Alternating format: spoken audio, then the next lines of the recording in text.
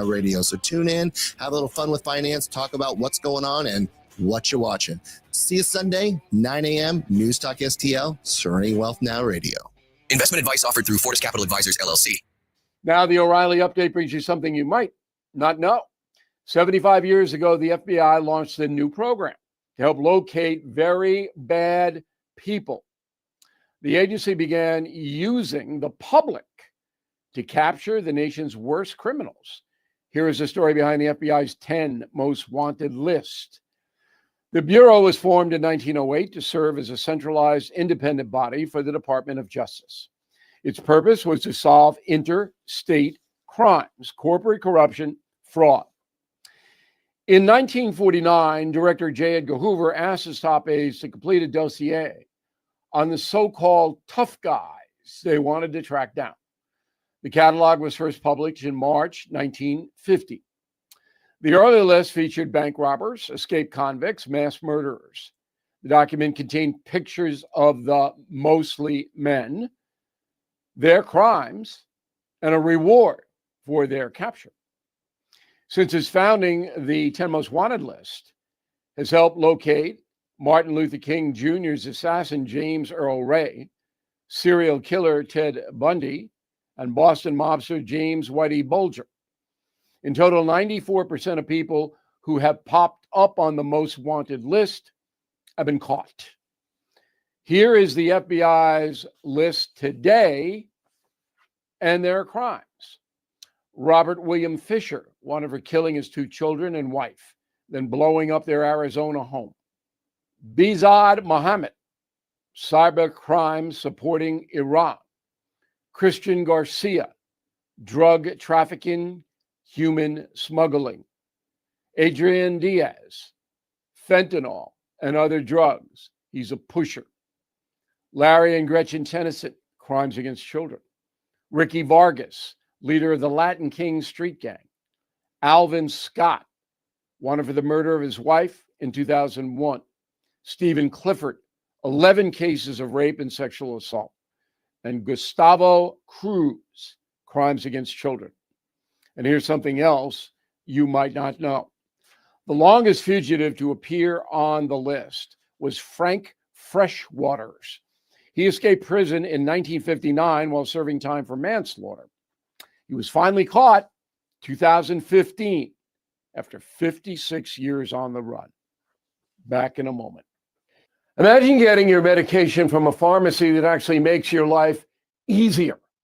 No more tracking down a doctor or waiting in line.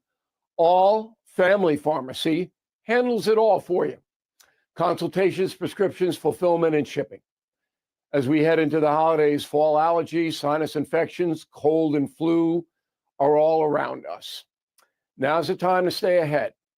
All Family Pharmacy is by your side, helping you prepare with your meds for the entire family. From antibiotics to antivirals and ivermectin to blood pressure meds and more. Whether it's for daily use, emergencies, or trusted off-label options, they make it simple. Licensed doctors review every order for safety, and everything ships right to your door. So please visit allfamilypharmacy.com/bill. Use code BILL10 to save 10%. Again, that's allfamilypharmacy.com/bill, code BILL10. Thank you for listening to the O'Reilly Update. I am Bill O'Reilly. No spin, just facts, and always looking out for you. KLGY HD3 Clayton, K270BW Bellefonte, KNBS Bowling Green. This is News Talk STL at 1019, 94.1, and always streaming at newstalkstl.com. News this hour from Town Hall. I'm Keith Peters in Washington. Russia has launched a major missile and drone attack on Kyiv, killing 6 people and wounding at least 35, including a pregnant woman. This was the most severe attack on Kyiv for several weeks. Explosions could be seen and heard across the night sky as Russian missiles and drones competed with the capital's air defenses. The emergency services said many people had been wounded, and there were reports of several deaths. Pictures posted on social media showed direct hits on several high-rise apartment blocks. There was also damage caused by falling debris, with reports of fires in buildings across much of the city. Kiev's mayor, Vitaly Klitschko, described it as a massive enemy attack and warned supplies of power and water could be restricted. Public transport was also disrupted. BBC correspondent James Lansdale reporting. America's most advanced aircraft carrier is expected to reach the waters off Venezuela in the coming days. White House correspondent Greg Clugston reports. The USS Gerald R. Ford is being deployed after the Trump administration said the U.S. is in an armed conflict with drug cartels. It's a major flex of American military power in the region. Since early September, the U.S. military has carried out 19 deadly strikes against alleged drug smuggling boats in the Caribbean, killing 76 people. Greg Clugston, Washington. Israel has returned the bodies of 15 Palestinians to Gaza. That, according to officials at Nasser Hospital in Khan Yunis. The move is part of a U.S. brokered ceasefire agreement and follows the return of the body of an Israeli hostage, Meni Godard, by Hamas terrorists. A mixed day on Wall Street as the Dow is down by 309 points. The Nasdaq rose 30. The S&P declined 3. More at townhall.com. The national debt is soaring and the dollar is weakening. Rising deficits and market instability are creating a perfect storm of economic uncertainty. In unpredictable times, more people are turning to physical gold and silver, real tangible assets that have protected wealth for centuries, as a way to safeguard their savings and retirement. And now, with the Fed preparing another rate cut, precious metals are poised for dramatic gains in the coming weeks. At Advantage Gold, we help you move your IRA or eligible 401k into physical precious metals, tax-free and penalty-free. When you call 800-741-GOLD, you'll receive a free gold guide packed with real-world strategies to help protect your investments. Call 800-741-GOLD or visit AdvantageGold.com. Call 800-741-4653. Consult with your financial and tax professionals before making investment decisions. Call 800-741-GOLD. From the Michaels Flooring Outlet Weather Center. I'm First Alert meteorologist Kristen Cornett with your forecast. Partly cloudy overnight with an unseasonably warm overnight low of 60 degrees. Mostly sunny, breezy, and warm on Saturday with a high of 78. Clear skies Saturday night as we drop to 45. And then for Sunday, sunny and cooler with a high of 60. That's your First Alert forecast. I'm meteorologist Kristen Cornett. This hour of News Talk STL is brought to you by Rodney and Jen Wallner and the entire Wallner home selling team at Berkshire Hathaway. Call them today at 314-810-SOLD. 314-810-SOLD. License number E2014A. Hey, it's good to see you. Lights flickering? Chrysler can fix it. Breaker keeps tripping? That's a Chrysler job. Outlet not working? Chrysler makes it right. Old wiring need a rewire? Chrysler rewires with care. From little fixes to major fixes, we treat your home like our own. Treat? Did you say treat? Woof. Green is always Grasser at GrasserHomeservices.com. Jamie Allman here, tossing and turning over retirement worries. You're not alone. 3 out of 4 Americans share your concern about having enough saved. But here's the thing. A comfortable retirement isn't out of reach, even if you're planning for 30 or 40 years ahead. Every day, Jeff Portman from the Gemini Wealth Group helps people avoid the critical mistakes that can derail their retirement. Build your path to financial confidence. Visit GeminiWealthGroup.com or call Jeff directly at 314-888-0123. Securities and advisory services offered through LPL Financial, a registered investment advisor. Member FINRA, SIPC. If you have a phone, you have a radio. Wherever I'm at, home, car, wherever. Download the all-new News Talk STL app. If you have a phone, you have a radio. Just the convenience on the phone. Streaming live on the mobile app. Love the new app. And listen anytime. Everywhere. Anywhere. Tim Jones and Chris Arps in the afternoon. The 9 most terrifying words in the English language are, I'm from the government and I'm here to help. The more you remove voting from Election Day, the more opportunity you're offering for people to commit fraud. Are you not entertained? Are you not entertained? I think the Democrats are so short-sighted in this tactic they have now to just cheat at any cost to win elections. You're a lying dog-faced pony soldier. You said you were, but now you got to be honest. I'm going to be honest with you. What are we doing wrong here? As a former leader in the House, I think you can put your finger on it. It's called leadership. We don't have it. Tim Jones and Chris Arps.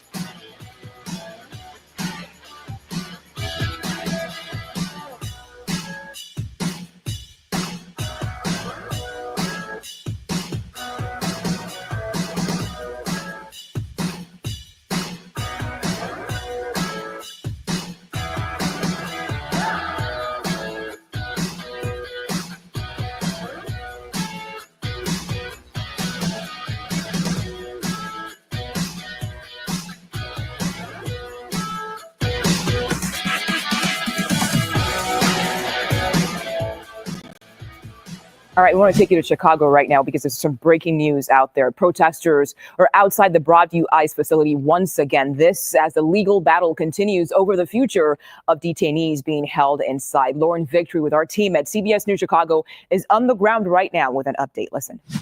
Hopefully they're getting a handle on it. A couple people being arrested. Yeah, really Lauren, I can what see. we see here again. There's at least one person on the ground. Right. Yeah, we're seeing them through. That is a group of media there right along the line. But if, as we zoom in here, you can see someone, yes, being zip tied on the ground there, face down. 4:06, and welcome into the Friday, November 14th edition of the Tim Jones and Chris Arps Show. And you hear that clip that we came in with. Basically, I think you can just say Democrats being Democrats. Have a big show for you today. 424, of course, we always speak to the good Congressman, Dr. Bob Onder.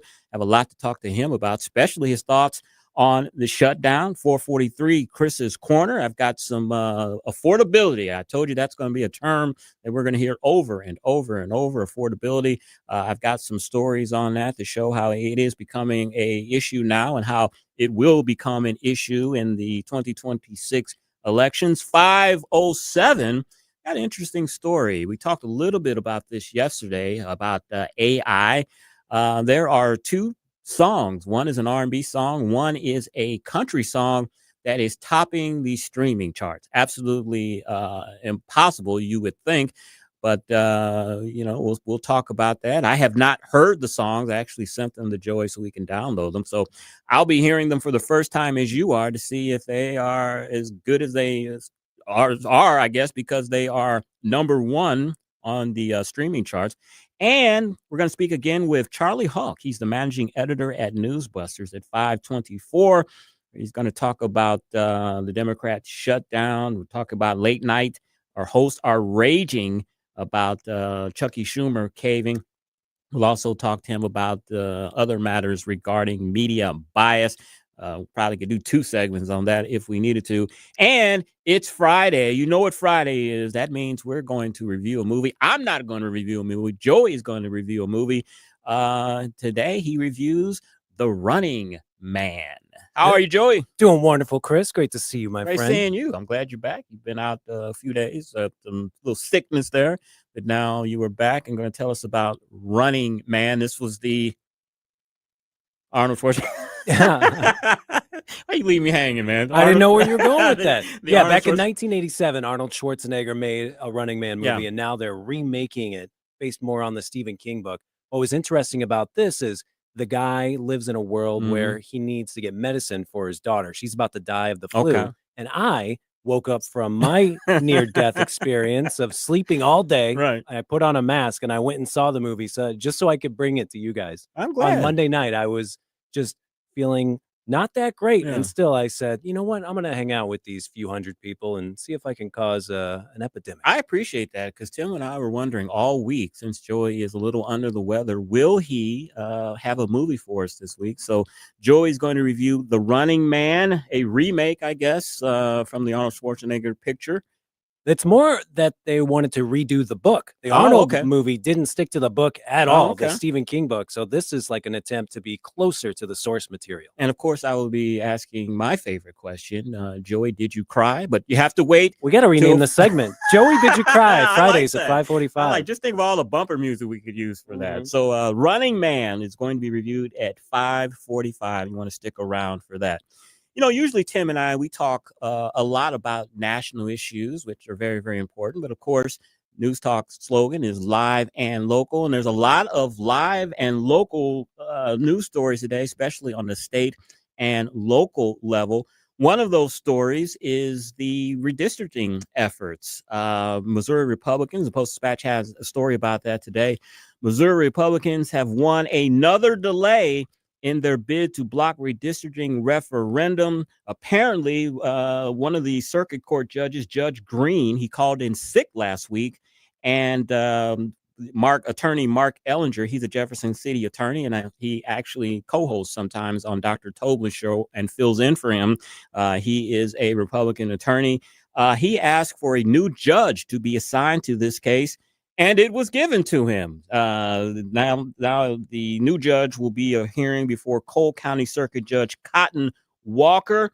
Democrats or the people that want to do this redistricting effort or stop it are extremely upset about that. One of the attorneys for them said, quote, "I think these are the actions of desperate politicians. I think it's disgusting that there are people in the state who are actively working to silence Missourian voters." So Attorney Ellinger, he's representing Put Missouri First PAC. They received $100,000 from National Republicans to stop this effort. He has asked for a week-long delay to prepare for trial. He said that there's no urgency in getting this done. I'm sure that the anti-districting people would be adamantly against that. So, boy, they have had a lot of roadblocks that have been thrown in their way, and that's a good thing because we know all the issues involved with it. A lot of dark money, George Soros money is going into paying for this. There's a story in one of the, what do you call it? It's a newsletter that deals with Missouri politics, Missouri Scout. They said that people, not politicians, that's the group that is the anti-redistricting group, they received a huge check, $450,000 from the Open Society Action Fund. That is an organization that is being run by Alex Soros. He's the son of George Soros. Also, too, chipping in was $30,000 from the Missouri-Kansas Laborers District Council. So this effort is going to be very, very well funded, as we can see. But they have been given some legal headaches, some legal roadblocks that have been put in front of them. Another roadblock that happened today, I got a text today from, it says Denny Hoskins, but I think maybe it's a group that's associated with him. Read it to you. It says, Missouri Secretary of State Denny Hoskins has declared tens of thousands of petition signatures have been improperly collected. And we know that this was probably going to happen because the anti-redistricting folks were collecting signatures even before this was signed into law by Governor Kehoe. And that is blatantly illegal. You can't collect signatures for something that is not law yet. That is still a bill. So officially, the Secretary of State has denied tens of thousands of these petitions. You throw in the fact that this case has been delayed for another week. And so the efforts for the anti-redistricting people aren't going as well as they should have. Also, of course, the Attorney General, Catherine Hanaway, she has filed suit trying to discover who is the dark money groups, the dark money people that are helping to foment this effort. There was a bill passed in the legislature last year that foreign money cannot come into Missouri elections. She is suing because it seems like that is exactly what is happening. So that is the latest there with the redistricting efforts. They have been set back. The hearing has been delayed, and Secretary of State Denny Hoskins has declared tens of thousands of petition signatures have been improperly collected. The group that is collecting these signatures, they put out a statement saying that they will have double the amount of signatures that they need, that their petition gathering efforts are going very, very well.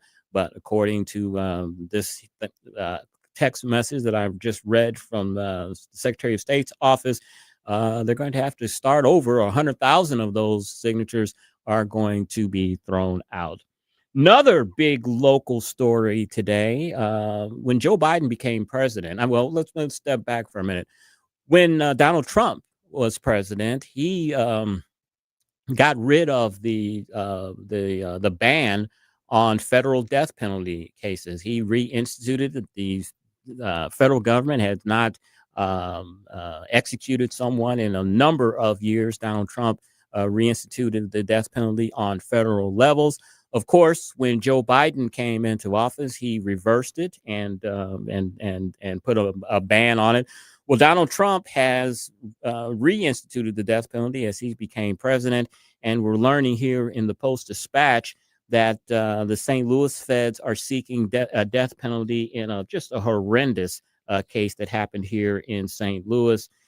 They are seeking the death penalty for two men that were charged with killing an 18-year-old who wanted to buy marijuana outside of a St. Louis County gas station. This story is just terrible. The details are Brian Purtle and Christopher Hall. They acted with reckless disregard for human life when they shot Devon Williams at a gas station in Cool Valley. and ran him over with the car as they fled the scene. Prosecutors wrote in their court filings that the sentence of death is justified in this case. I have to agree with that. Tim and I have talked many times here on the Tim Jones and Chris Arps show about the death penalty. I think both of us are vehement supporters of it. I see no contradiction of being pro-life when it comes to not aborting babies and instituting the ultimate penalty for people that take a life. Do not equate the two. I've said this many, many times that if you read the original text of the Bible, it does not say thou shalt not kill. It says thou shalt not murder. There's a big difference there. Murder is taking of innocent life. That's what happens in the womb. That is murder. This is murder when you're taking someone's life, when you're who's trying to buy marijuana, which is illegal, of course, but to rob him, shoot him several times, and then as you're fleeing, run over him in the car is just absolutely terrible. And I support Donald Trump reinstituting the death penalty on the federal level. I hope these two murderers get the death penalty and face the sentence that they should. So big news there in St. Louis. And another local case, not here in St. Louis or in Missouri, but next door in Illinois. You remember a few weeks ago, the tragic incident of Darren Bailey, who's running for the Republican nomination for governor in Illinois. His son, his daughter-in-law, and two of his grandchildren died tragically in a helicopter crash in Illinois. It takes usually about a year before you find out what happened in these types of cases. But Post-Dispatch has a story out today that witnesses saw an object detached from the helicopter before the crash that killed his family. According to the NTSB report, the 2014 manufactured helicopter was involved in a past crash on October 29, 2014, near Baton Rouge. The helicopter was owned by a Louisiana-based pilot training company at the time. Apparently, according to a commercial pilot, Robert Katz, who's mentioned in the article, the plane sat idle for the helicopter sat idle for 7 to 8 years between the date of the accident and its airworthiness certification. The pilot said that any time that a helicopter sits idle like that, all the oil is going to drop to the bottom of the pan. Corrosion will develop, not only in the cylinders, but also throughout the moving parts of the machinery. He said moving parts for helicopters make them more maintenance intensive than planes. And because of that, it can be easy for helicopter owners to neglect required maintenance. Now, we're not saying that this is the cause of that fatal and terrible helicopter crash, but an expert is saying that that this airplane, and we know from records, this helicopter, we know from records, sat idle for 8 years before it was recertified to fly. And as I said, usually in these National Transportation Safety Board investigations, it takes a full year before the determination of a crime happens. But just a terrible, terrible situation for Darren Bailey running for governor. Campaigning is already taxing in itself already. And to be in a campaign and to lose 4 members of your family in a tragic accident like that is absolutely terrible. He has decided, I think he announced earlier this week, that he will continue to campaign and stay in the race. And I figured he would do that because, he probably believes, and it's probably true, that his son would have wanted him to continue in this race, not to drop out. Mr. Bailey also mentioned that President Trump called him personally to urge him to stay in the race. So again, this crash was about 2 or 3 weeks ago. Our thoughts and prayers go out to Darren Bailey. This is an update on this crash. A witness again said that he saw something fall from the helicopter a few moments before it crashed. All right, it is 4:20, and coming up, we're going to speak with Dr. Bob Onder. He's congressman for Missouri's 3rd District. We're going to get the congressman's thoughts on the shutdown and what he thinks about the Epstein situation and the discharge petition that's been set to have that happen. We've got Congressman Onder coming up next. You're listening to the Tim Jones and Chris Arps Show on 101.9 94.1 News Talk STL. Yeah, the rich for the golden ring. You're listening to Tim Jones and Chris Arps.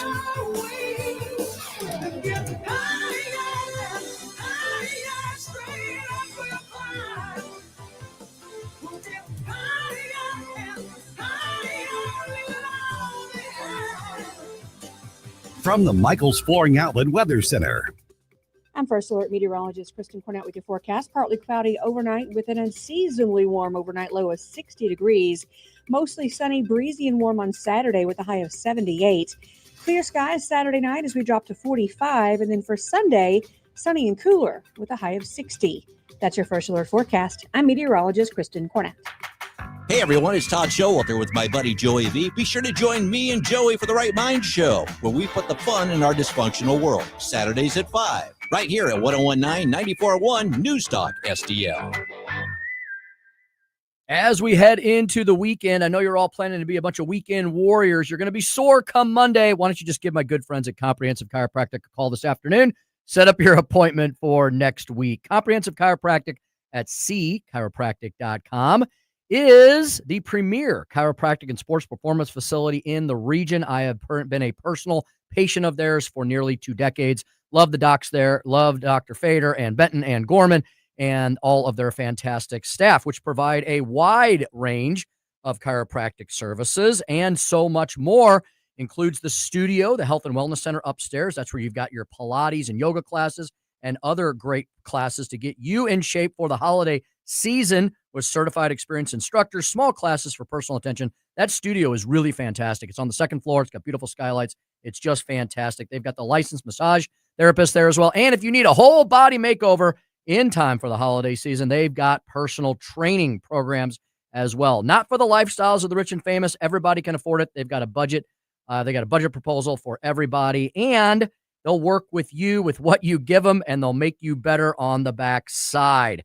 Comprehensive Chiropractic at cchiropractic.com are just spectacular. Get in there now. Get in shape for the holidays and the new year ahead. Comprehensive Chiropractic at cchiropractic.com for all your comprehensive healthcare needs.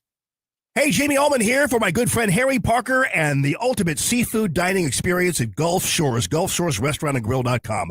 Gulf Shores offering a unique dining experience with a vast, mouth-watering menu of all of your favorite delicious dishes, something for everyone's taste or palate. 3 convenient locations, Edwardville, Creve Coeur, and St. Peter's. Dine in, carry out. They've got a food truck, too. Friendly staff, looking forward to seeing you, making your dining experience one you will remember. Gulf Shores RestaurantandGrill.com. Now you can fly anywhere in the world and pay discount prices on your airline tickets. Book a flight today to London, Paris, Madrid, or anywhere else you want to go and pay a lot less guaranteed. Call the International Travel Department right now at Low Cost Airlines. 800-515-2397. 800-515-2397. That's 800-515-2397. This hour of Jones and Arps is brought to you by Stifel. Contact your Stifel financial advisor at stifel.com. That's STIFEL.com.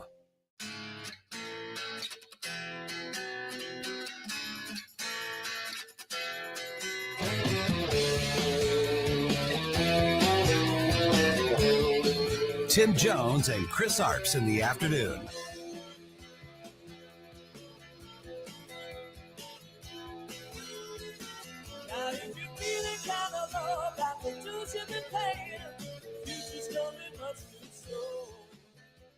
You know, as speaker, you have the ability to talk as long as you want, but I'm not going to do that tonight. We're not going to waste any more time of the people.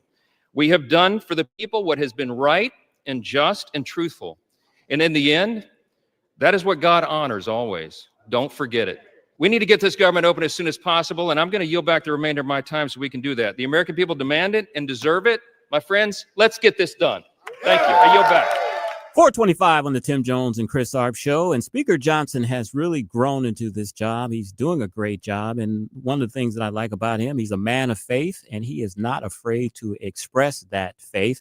Shutdown is over. Let's see what Congressman Bob Onder has to say about that and other congressional matters. Dr. Bob Onder, Congressman for Missouri's 3rd District. We're calling Dr. Bob. We're calling Dr. Bob, Congressman Onder, how are you, my friend? It's great to be back, Chris. Doing very well. Did you have trouble finding your office after all of this time off? There were some. No, my office was easy. There were some other places I was trying to go that I was a little shaky. But I had been back a couple of times during the shutdown, but mostly catching up with district work, making my way around the 16 counties I represent in Congress. So, it was good to be back, though. Excellent. All right. The longest shutdown in American history is over. Your thoughts on that? And I want to ask you, are you seeing a little seething from your Democratic colleagues over Chuck Schumer's cave? Yeah, we were only in town briefly, so I didn't have many one-on-one conversations with Democrats. The ones I did talk to, though, no, it was really more a sense of relief that it was over. I think in some ways, I think they were glad they weren't in the position that the Senate Democrats were, of being caught between doing the right thing and doing what the leader of your party and the lunatic base of your party wanted you to do. So I think on the House, what I got from the Democrats was mostly relief. But look, I think my impressions of the shutdown, I think my main impression is just how unnecessary the whole thing was. Again, this was a so-called clean continuing resolution. At least that's what we passed on September 19th. There were other provisions in what we passed Wednesday. But, again, 14 times during the Biden administration, Republicans voted with Democrats to pass continuing resolutions to keep the government open. And, it was nothing unusual. In fact, the Democrats themselves had voted for the very same continuing resolution back in March. This was all about Chuck Schumer fearing for his political future, fearing a primary from AOC, fearing the far left base, and making unreasonable demands because he wanted to be seen as fighting President Trump. But we now are getting government employees paid again, including, very importantly, our troops, getting ATC and the airline industry back up and running again, funding food stamps and WIC. This was a long time coming. Dr. Onder, the Congress is back in session, as you know, and the Democrats aren't talking about passing legislation to help the American people with rising costs, with fuel costs, just with health care. It seems that they are focused on this Epstein files. A brand new Congresswoman from Arizona, Grijalva, I think that's her name, was the 18th signature on the discharge petition. Where do you see that going? And I want to ask you, Tim and I were kind of flummoxed yesterday because the Democrats blocked a vote on regarding the Epstein files. What's the story behind that? Yeah. Congressman Tim Burchett of Tennessee up and surprised everyone, at least surprised me and apparently the Democrats, and said, okay, I move that we move forward and vote on the Epstein files right now. And the Democrats voted it down. So where is it going? I don't like these discharge petitions at all. This is not the first one. There was one about voting from home raised by a Republican congresswoman earlier this session. There was one back in December increasing Social Security benefits. It is not a good political practice for a handful of Republicans to join all the Democrats to move forward Democrat priorities. It's essentially turning the keys of the kingdom over to Hakeem Jeffries. That being said, I suspect that all Democrats will vote for it and quite a few Republicans will vote for it. I do want to see all of the available Epstein data, files out in the open. So I suspect it will pass the House, but then it has to go to the Senate and then it has to go to the president's desk. So I'm not really sure this whole discharge petition fiasco accomplishes much. But I am always for transparency in government. Speaking of another discharge petition that is in the pipeline, possibly, Majority Leader Thune has promised the Democrats a vote next month on the Obamacare super subsidies. It is a question of will the speaker bring up those super subsidies in the House. He said that he is not. He wants to make sure that he has consensus among the members first if he brings that up. But there is talk of a discharge petition for that. What do you put the odds of that happening? Yeah, well, once again, he certainly has said he wants consensus, and I'll tell you, he has consensus, all right, about 95% of the House Republican caucus very strongly Right. oppose extending these COVID subsidies. The COVID pandemic's been over for 2.5 years. This would cost $380 billion that we don't have. It's ridden, especially the zero premium enrollment category is ridden with fraud and abuse. So we can't do it. We absolutely cannot do it. And I don't care how that effort gets killed, but it needs to be killed. And I really believe there have to be consequences for enabling Democrats and by signing discharge petitions, especially on policy issues where your caucus is overwhelmingly on the other side. If you want to work with the Democrats, just have the courage of your conviction and just become a Democrat. Don't undermine your own party and your own caucus. But I think I don't. When I'm thinking, counting votes, I don't think they'll be able to get the Republican discharge signatures to get it to the floor.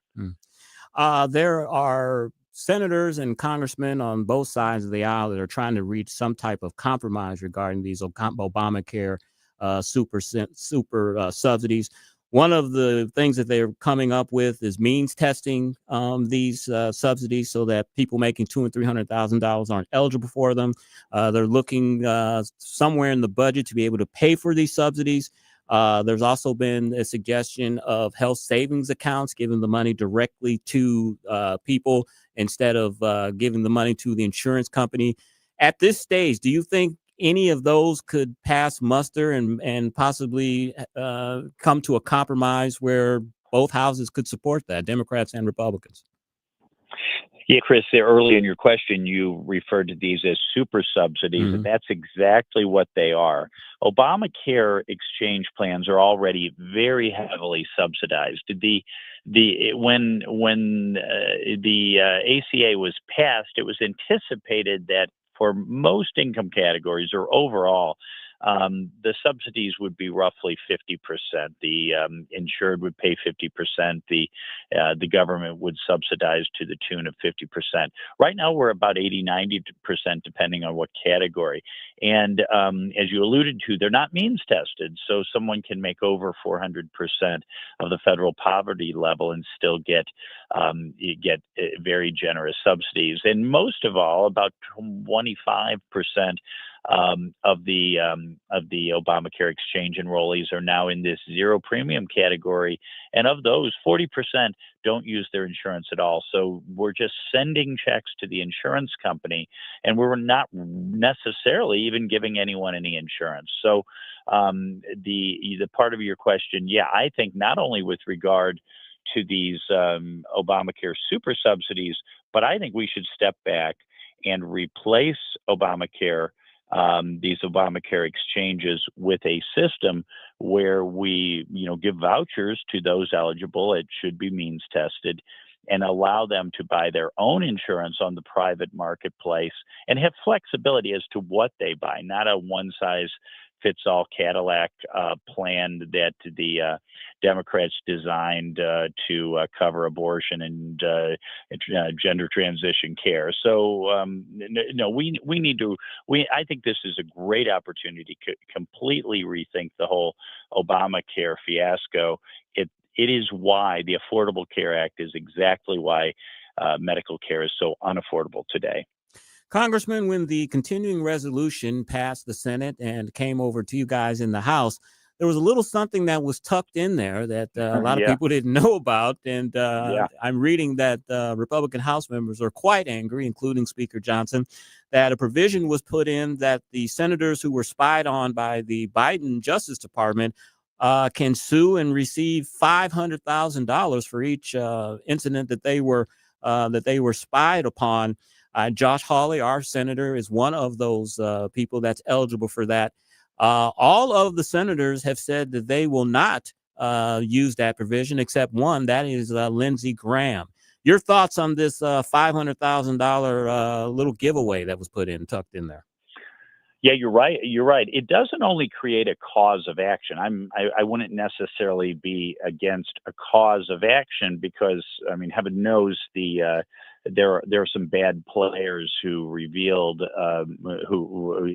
Jack Smith and then Judge Boasberg, who basically went on this fishing expedition to discover the confidential phone records of these Republican senators.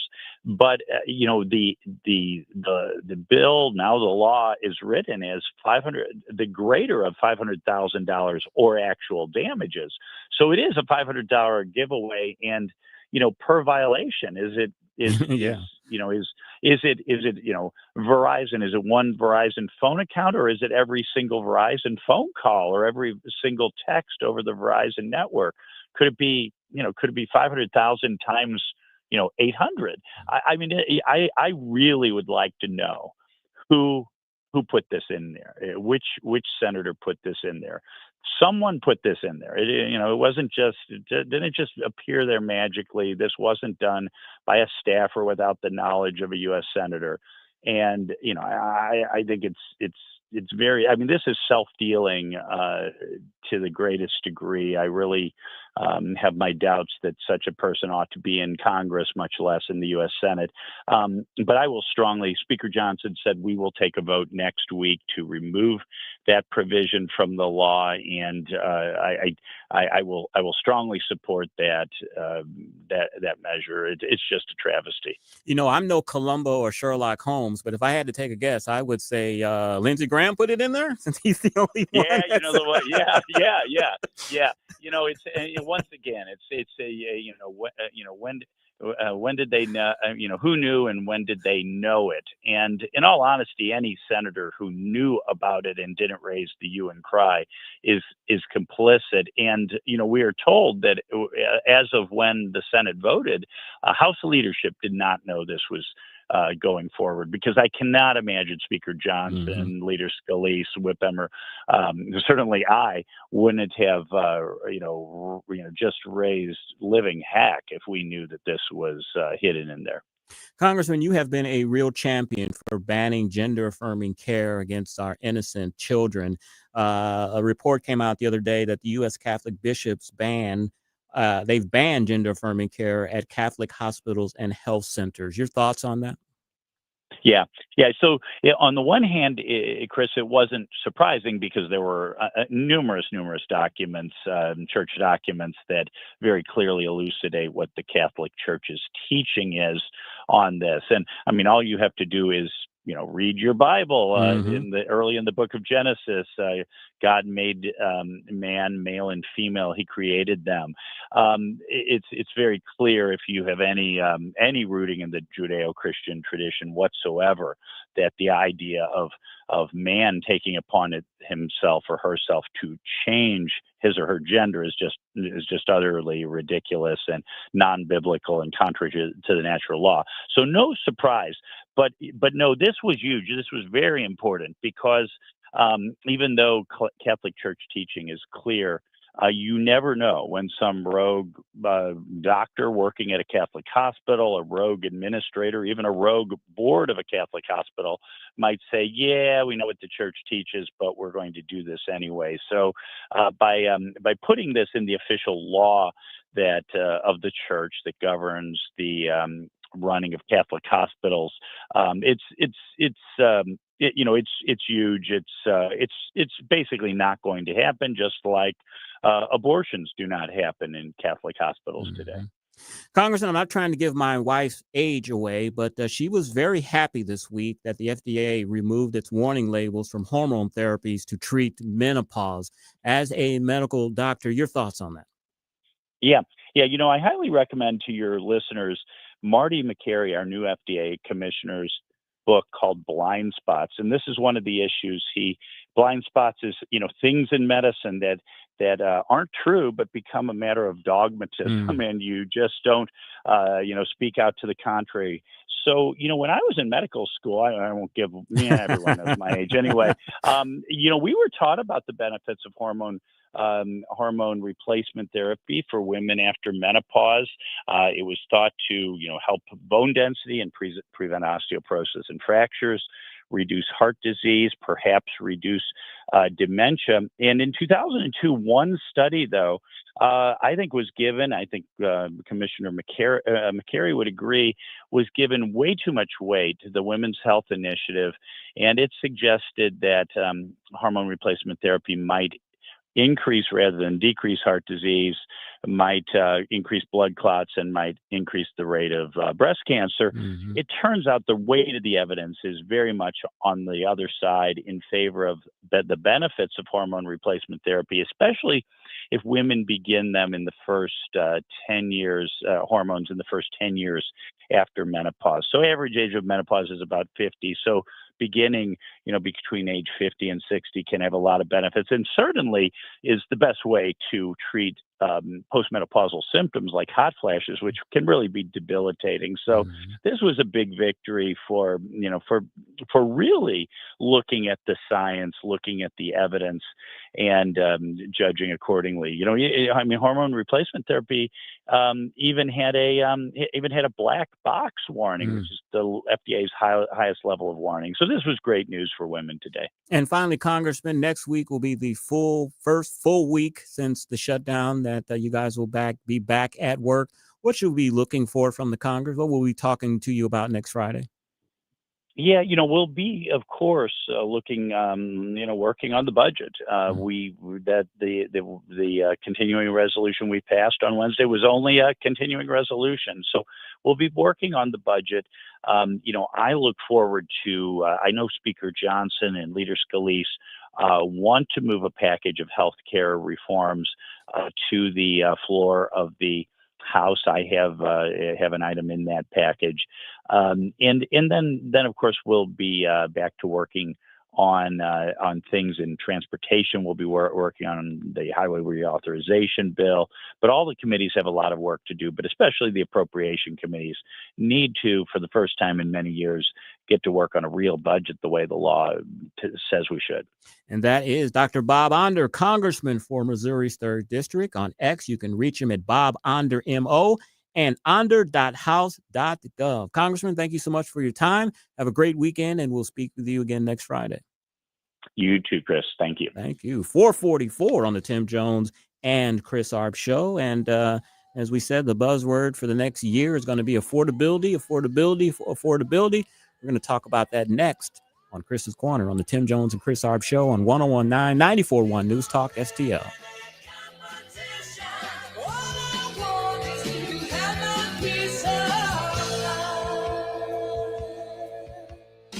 Follow Chris Arps on Twitter at Chris_Arps. From the Michaels Flooring Outlet Weather Center. I'm First Alert Meteorologist Kristen Cornett with your forecast. Partly cloudy overnight with an unseasonably warm overnight low of 60 degrees. Mostly sunny, breezy, and warm on Saturday with a high of 78. Clear skies Saturday night as we drop to 45. And then for Sunday, sunny and cooler with a high of 60. That's your First Alert forecast. I'm meteorologist Kristen Cornett. On the next, Larry Connors, USA. The story behind the story of the Great Rattlesnake Roundup. Larry Connors, USA. Now, weeknights 6 until 8 on News Talk STL. Make this holiday season extra special with Anthony's Produce. Stock up on seasoned firewood for cozy nights by the fire. Order custom fruit and vegetable trays perfect for your Thanksgiving table. And don't forget about our hand-dipped chocolate-covered strawberries and beautiful fruit bouquets. Open 7 days a week, 7 a.m. to 5 p.m. with pickup and delivery available. 701 Jungerman Road in St. Peters. Call 636-936-0496 or order online at anthonysproduce.com. Is your portfolio prepared for the biggest risks facing investors today? Hi, it's Tim Jones. High inflation and a rapidly changing economy may impact your investments. If you haven't made appropriate changes, your portfolio may not be positioned to address some of the biggest risks in today's economy. That means it's time to request your free portfolio review from the ClearPath Wealth Management Group at Stifel. You can hear their latest views on the markets and investing during On the Money, hosted by Stifel financial advisors Bob Stockdale and Eric Robert, every Saturday morning at 9 a.m. on News Talk STL 101.9. They can help you get organized, guide you through critical retirement decisions, and create a portfolio designed around your needs. To schedule your free portfolio review, go to clearpathinvesting.com. That's clearpathinvesting.com, or call 636-695-2650. That's clearpathinvesting.com, 636-695-2650. Stifel Nicholas & Company Incorporated, member SIPC and NYSE. Concerned about the condition of your windows driving up your energy bills? I was too. It's only called STL Windows and Doors. Call today for your free in-home estimate and start saving tomorrow. 314-277-5952 or stlwindowsanddoors.com. This hour of Jones and Arps is brought to you by Stifel. Contact your Stifel financial advisor at stifel.com. That's STIFEL.com.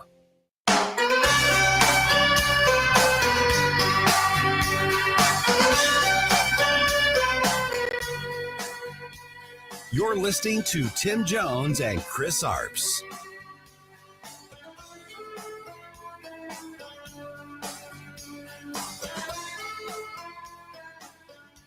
As many will remember, Jackson is a historic figure in the civil rights movement. We were told overnight he was brought here to the hospital for observation. Now, sources tell ABC News the 84-year-old is being treated here at Northwestern Memorial Hospital. Jackson's longtime Chicago-based social justice organization Rainbow Push is saying in a statement that he is under observation for progressive supranuclear palsy, or PSP, a neurodegenerative disorder that he has managed for more than a decade. In recent years, Jackson has been seen in a wheelchair as he battled the impact of his Parkinson's disease. Now, Jackson stepped down from his Rainbow Push organization in 2023. His family this morning is asking for prayers.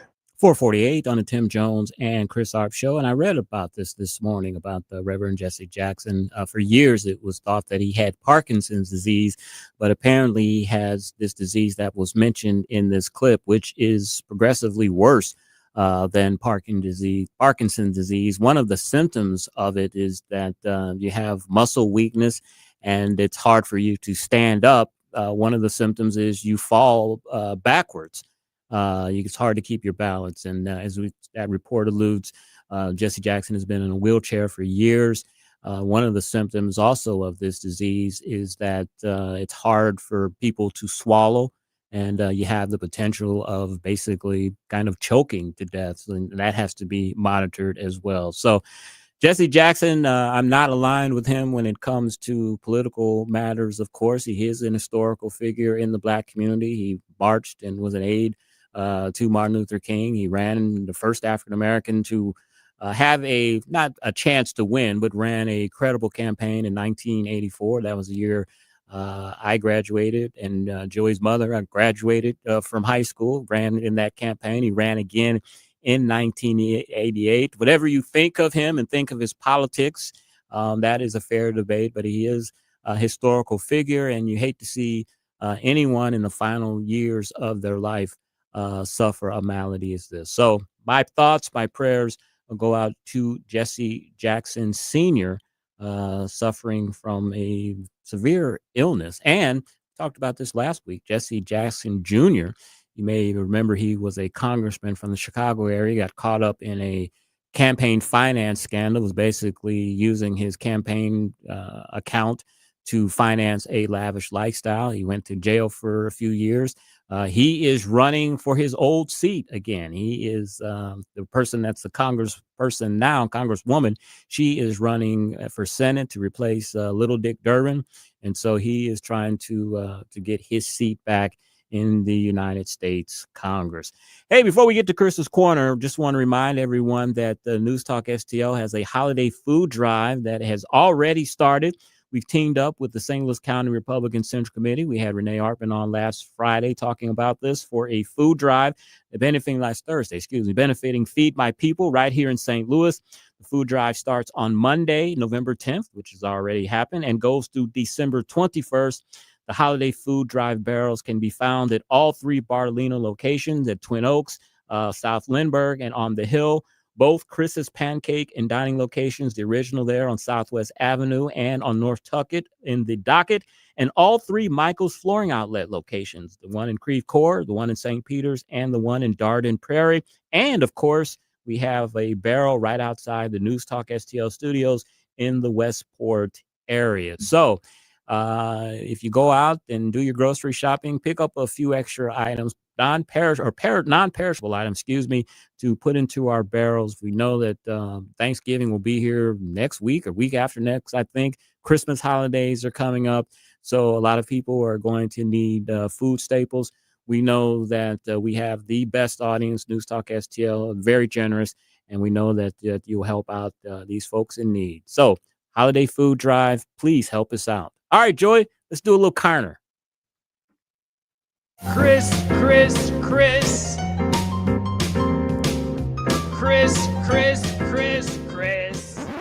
And if you don't know, now you know. And now, Chris's Corner. As we discussed with Congressman Bob Onder, the Epstein file, the Democrats are like a pit bull on a state. They think this is an issue for them. We all know that if there would have been anything to the Epstein files regarding Donald Trump, that it would have came out during the Biden administration and probably during the Obama administration. But they see a political opportunity here, and they are grabbing it. As we know, the Democrats won big last Tuesday on the issue of affordability. Affordability, that's a word we're going to hear over and over and over again. Marjorie Taylor Greene, who I don't know if she's still an ally of the president, but she was at one time. She says that it's insane that the Trump administration is focusing on the Epstein situation. The president has directed Attorney General Pam Bondi to investigate Epstein's ties to high-profile Democrats like Bill Clinton, Treasury Secretary Larry Summers, and LinkedIn co-founder Reid Hoffman. Greene said, quote, "It's insane, the wrong direction to go. The five-alarm fire is health care and affordability for Americans, and that's where the focus should be. I don't see how we win the midterms on the course that we've set so far." And another affordability issue, Scott Bessent, Treasury Secretary, has said that they are eliminating tariffs on goods from South America, like coffee and beans and bananas and things of that nature and other fruits. Currently, there is a 50% tariff on those items, but now those tariffs will be eliminated. So grocery, orange juice and beef and bananas and other fruits and coffee should be a little cheaper in the coming months in your grocery store. Hopefully that will help with the affordability issue. We know that President Trump was reelected in 2024 because of the great job that he did on the economy during his first term. He also promised to bring down prices and lower inflation.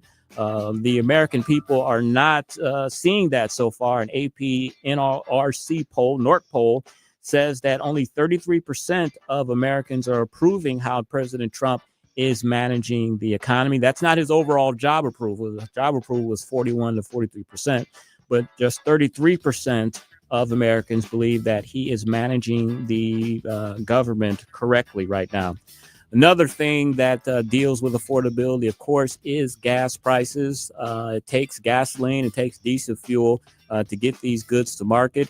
It takes diesel fuel and energy in order to produce goods in general. And so the Trump administration has planned to allow new oil and gas drilling off the California coast. Drill, baby, drill, for the first time in roughly 4 decades. Of course, Governor Newsom, Gordon Gekko, he said that that proposal would be dead on arrival in California. This I didn't know. I know that the California is very, very green, but there's been almost no fossil fuel development along the California coast since an enormous oil spill near Santa Barbara back in 1969. And that is the event that helped galvanize California and the nation into an environmental movement. Drilling has been prohibited in California state waters, which extend 3 miles from the shoreline. There's been limited drilling and no leasing in federal waters off California since the mid-1980s. We have also talked about on the show how the Saudi Arabians, who are the largest producers of oil in the world, have the largest oil reserves. They have continued to pump more oil than is needed. There is kind of a glut on the oil markets right now, and that's why we are seeing such low gas prices. And the Saudi Arabians are doing that because they like Donald Trump. And the prince of Saudi Arabia, the de facto leader, he will be the king once his father dies. He is scheduled for a visit to the United States next week. I'm sure the president will be urging him to keep drilling, so that we can keep energy prices down and get this affordability issue off the front burner. And that is Chris's Corner. All right, at 5:24, we're going to speak with Curtis Houck. We talked to him last week. He's managing editor at Newsbusters. We're going to talk about how the late night hosts, who's still watching them, I don't know, how they are enraged that Chucky Schumer has caved in. We'll talk to him about that. 5:45, Joey reviews The Running Man. But coming up when we come back, we're going to talk about these AI songs. There's an AI country song and an AI R&B song that is topping the streaming charts. We'll give a listen to it next on the Tim Jones and Chris Arps Show on 101.9 94.1 News Talk STL. Number one for live and local conservative talk.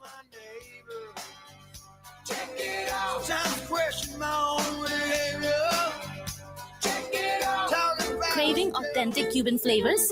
Come home to Havana 1961, where family recipes passed down through generations come to life in every bite. From chef and owner Mama Maria's famous Cuban sandwiches to classic entrees bursting with bold, fresh flavors, we bring the warmth and tradition of Havana right here to Missouri. Havana 1961, where great food, culture, and community come together. On Main, in St. Peter's, or at Havana1961.com. We welcome you like familia. JC's Wayback Machine. We play all the great songs you know and love, but that don't get played on the radio anymore. Stones, Doobies, Genesis, Bruce, Steve Miller. They all have great tunes the big corporate stations ignore. But we play them along with a healthy dose of pop culture. Also, this week's A-List interview of the week is with SNL alum Bill Hader. All brought to you by the Weber Automotive Group. It's JC's Wayback Machine. Every Saturday night, 6 to 9. On News Talk STL. What's the best way to get rid of a timeshare that you don't want? Call the Timeshare Exit Hotline. We're a group of attorneys that help customers legally exit their timeshares. It's an easy process. We guarantee results or you pay nothing. Exit your timeshare today. Call now. 800-524-1641. 800-524-1641. That's 800-524-1641. Do you owe the IRS $10,000 or more in back taxes? Are you being audited or investigated? Has the IRS sent you a letter demanding payment? You may not owe what they claim. Make this free call to the tax doctor now. Let them negotiate with the IRS on your behalf. 800-240-4586. 800-240-4586. That's 800-240-4586. KLGY HD3 Clayton, K270BW Bellefonte, KNBS Bowling Green. This is News Talk STL at 101.9, 94.1, and always streaming at newstalksTL.com. News this hour from Town Hall. I'm Keith Peters in Washington. The longest government shutdown in U.S. history has officially ended, but the reopening isn't instantaneous. Correspondent Karen Chamas reports. The disruption of the closure clocking in at 43 days ranged in the impact it had on people. Federal workers who are immediately and directly affected are returning to their jobs. Flight disruptions will continue at some of the nation's airports. Some states say some recipients of food aid through the Supplemental Nutrition Assistance Program, or SNAP, received their full monthly benefits, but others may have to wait up to a week. 2 of the Smithsonian's museums reopened on Friday, and the rest will reopen by Monday. I'm Karen Shamas. The Justice Department has sued to block California's new congressional map. Correspondent Ben Thomas reports. On November 4th, California voters approved redrawn congressional boundaries that could give Democrats a shot at gaining 5 U.S. House seats. About a week and a half later, though, the Justice Department's filed a lawsuit challenging the new map, joining a case brought by the California Republican Party. Democratic Governor Gavin Newsom pushed hard for the new boundaries, saying it would counter a Republican-led effort in Texas backed by President Trump. 2 other Republican-led states, Missouri and North Carolina, have also redrawn their maps to boost GOP chances. But California's redistricting is the first and so far only effort being challenged by the Justice Department. I'm Ben Thomas. Russia has launched a major missile and drone attack on Kyiv, killing 6 people and wounding at least 35, including a pregnant woman. A mixed day on Wall Street as the Dow is down by 309 points, the Nasdaq rose 30, the S&P 500 declined 3, and oil at $59.90 a barrel. More at townhall.com.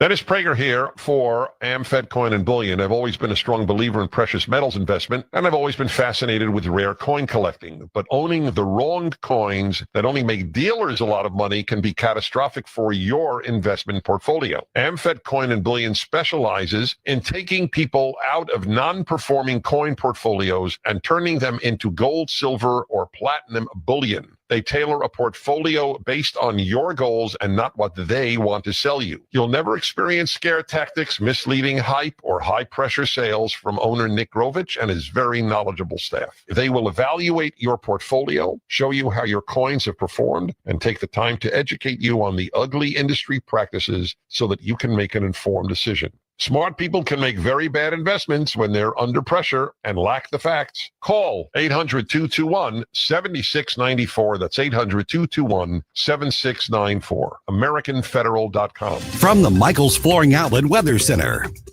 I'm First Alert Meteorologist Kristen Cornett with your forecast. Partly cloudy overnight with an unseasonably warm overnight low of 60 degrees. Mostly sunny, breezy, and warm on Saturday with a high of 78. Clear skies Saturday night as we drop to 45, and then for Sunday, sunny and cooler with a high of 60. That's your First Alert forecast. I'm meteorologist Kristen Cornett. This hour of News Talk STL is brought to you by Stifel, serving investors for over 130 years. Contact your Stifel financial advisor at stifel.com. That's STIFEL.com. Jamie Allman here for O'Fallon Family Floors. Experience the passion. Oh, yeah. You can go in and see the best variety, the best pricing, the best quality, the best personalized service right there off of Highway K in O'Fallon, or you can have the store come to you. Oh, yeah. Brian and his team take great pride in running a fantastic flooring outlet, and you can get their 5-star ratings right there on Google. Just check it out. It's O'Fallon Family Floors, O'FallonFamilyFloors.com. Remember those magical moments in Mom's kitchen? The heavenly aroma of fresh baked cookies? At Trolley Stop Bakery in Chesterfield's Forum Shopping Center, our co-op of talented bakers has been perfecting that homemade magic for 4 decades. From the gooeyest cookies in town to custom pies, cobblers, and cakes, everything's made from scratch, just like Mom and Grandma's recipes. Need that perfect corporate gift? We ship our famous cookies nationwide. The Trolley Stop Bakery, 67 Forum Shopping Center, or TrolleyStopBakery.com. Because some traditions are too sweet not to share. Free speech is alive and well in America right here. It's about time somebody stood up for true American values. What this country needs is some backbone. Finally, a president who wants to make real change. 101.9 and 94.1 News Talk STL. Tim Jones and Chris Arps in the afternoon. The 9 most terrifying words in the English language are, I'm from the government and I'm here to help. The more you remove voting from Election Day, the more opportunity you're offering for people to commit fraud. Are you not entertained?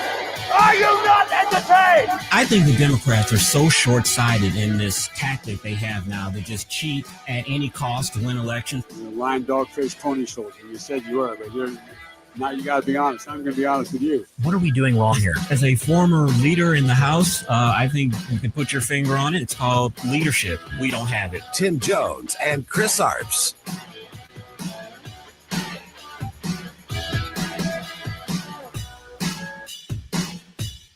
5:05 on the Tim Jones and Chris Arp show. And if you are watching on the stream, I forgot to mention it at the beginning of the show, I am here alone. My partner, Tim Jones, is in beautiful North Carolina on a work trip. He will be back Monday. And Joey V, you heard him earlier in the show.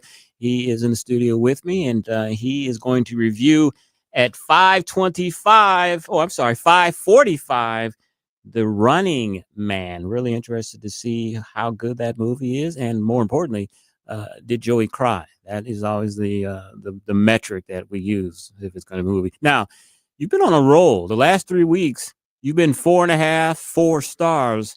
We're wondering if the streak will continue. I'm curious too, because if you remember back in 1987, you had Predator and The Running Man with Arnold Schwarzenegger come out. Now here we are again. There was a Predator movie last week. That's true. Which I gave 4.5 stars to and has made $90 million so far.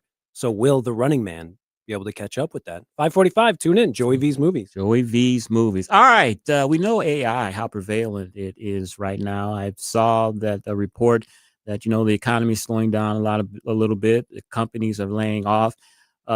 People are speculating, are these people going to be hired back because AI is so productive that they may not need these folks anymore? Joey and I have talked about AI in terms of movies. Can an AI generator, can it make a movie that is successful? And we kind of talked about that it can't take the place of human creativity. And so there will always be screenwriters, will always need actors. I believed that until today, when I saw this report that the most downloaded country song in America is written and sung not by a human, but by AI alone. For the number 1 and number 3 paid downloads, the artist, the music, the lyrics, the songs aren't by real people, but real people are loving them. All right, I'm going to hear these for the first time, Joey. Can you play us the number 1 streamed country song right now? Now, I think this one is Walk My Walk. Walk My Walk. Breaking Rust. Breaking Rust. So let's hear it.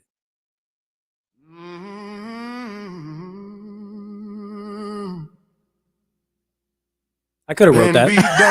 I could have too. But I don't stay low. Got mud on my jeans, still ready to go. Every scar's a story that I survived. I've been through hell, but I'm still alive.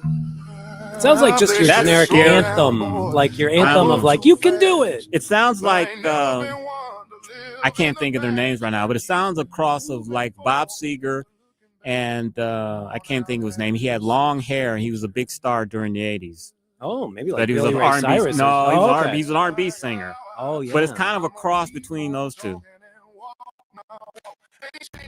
Now that glitch, that wasn't AI. That's the computer just hating this song so much, doesn't want to play it anymore. All right, I've got to admit, that's pretty good. I could see that as a hit. It's kind of a generic kind of beat, but it never kicks in. Just so you know, I've listened to the whole. That's the whole song. That's as good as it gets. Okay, well they got to go back to the drawing board on that. I was waiting for it. Okay, it's like, oh, that's a good opening. When is the song going to? It never kicks in. It's awful. Yeah. Well, yeah. Come on. You think that was awful? I mean, it does have that sort of hip hop country that has been popular with Shabusi and Lil Nas X, but it's not making anything new out of it. It's not generating anything new.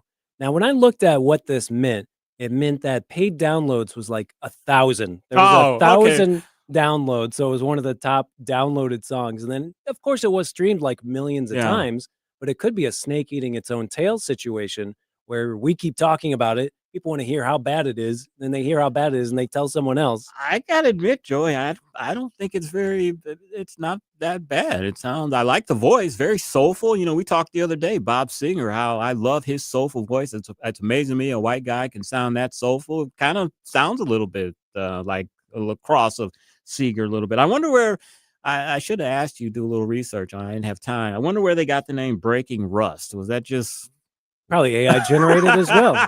Probably. Let's go to the end of the song, see how it didn't kick in. All right, let's see.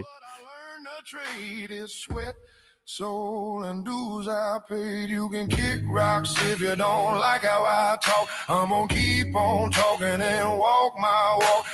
Now, I have played with the AI song generated app Sono, something like that. All right. And you can kind of tell it has this quivering voice to it. Oh, you're just being critical. I can't tell that it is AI though. It's not as seamless as I thought it would be when I heard it reached the top of the charts. All right. So I can tell a little bit, but that's because Mike Ferguson in the morning, he's asked me to make him a couple of AI songs with lyrics that Gabe Pfeiffer came up with, and you could tell it's just not quite perfect yet. I gotta tell you, man, I could rock that. Of course you could. It sounded good to me. Go kick some rocks. I think because country music is the easiest genre of music to do. Careful, Joe. We may have a lot of country music country fans. music is awful nowadays also. Okay. But it's so easy to do. That's why it's probably the most popular, because people like to sing along with it. Anyone in the crowd feels like they can be a country singer, and it's fun to hit those notes with them because they're so easy, and it's fun to do in karaoke as well. What's your email again? joeyv@ send all the hate mail. redtailstrategies.net, something like that. We'll send all the hate mail to you. All right. The next artist is Kane Walker. That doesn't sound like an R&B sounding name to me. Breaking Rust sounds like that should be the R&B singer, and Kane Walker should be the country singer. Now, I dove deep into this article you sent me, and Kane Walker is another country singer. It's just as awful, but it does have a point where it kicks in. If you were looking for the R&B one, that was deeper in the article. I thought that was Kane Walker. We got Zanya Monet. Zanya Monet is someone who did the R&B that song. sounds ghetto. I know, right? Zanya Monet. So I could play you the R&B one, or we can do play another the country R&B one. I want to hear. I thought Kane Walker was the R&B one. Zanya Monet. All right.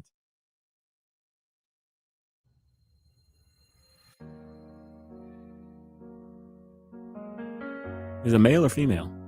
Female. Okay. Oh, okay. What's interesting about this one, a real human wrote the lyrics, so the lyrics are going to be better. Okay. Didn't walk me down no stairs. Didn't warn me about them boys who wouldn't care. Didn't tell me what a real man sounds like.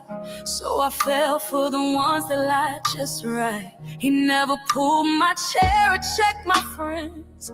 Never showed me what to lose or what to defend. That could be a hit, Joey. This one has actually gotten radio play. Big Boss Jeff and I were talking about these songs ahead of time, wondering if you knew the difference between an actual radio hit and just a streaming hit. No. And so I did some research, so I knew. But it turns out that maybe a few of these R&B stations have accidentally played this one, this R&B one. But the country one, it's not even good enough to be on, WIL here in St. Louis. But the fact that this song actually has generated $52,000 for the woman who created it and tricked everyone, that is enough motivation to keep making this AI slop. If I can make $52,000 in 2 months just putting something into the Sono app, I mean, maybe I want to trick some people as well. I mean, I'm not, very technological and all of that. You can tell the difference between the AI generated voices and singers. But to me, as a lay person, ordinary kind of person, it doesn't sound that bad to me. I would listen to that. And a lot of R&B is similar to country, where the slow stuff like this that you're supposed to put on in the bedroom to get a groove going. It does kind of sound the same. Yeah. It's just amazing to me that that's not a human being singing that. That's just crazy. Yeah, it's a little bit better than the country music, I will admit. All right, what's the other one? Walk My Walk? Is that the country song?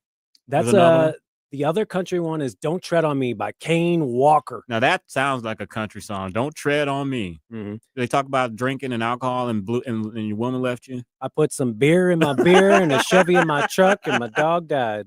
All right, let's hear that one. And let's get to the actual hit part of it, where it kicks in. Here we go. I've been the same since 10 years old, working hard. Now it is kind of sounding the same like the other song a little bit.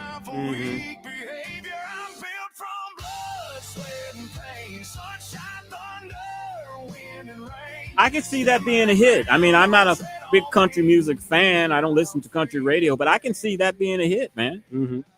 I grew up with 90s country, and I don't know if that was just as generic, but I thought that stuff was special. I love all the 90s country. Yeah. It still takes me back. It makes me feel good. That Shania Twain stuff, that's what I love.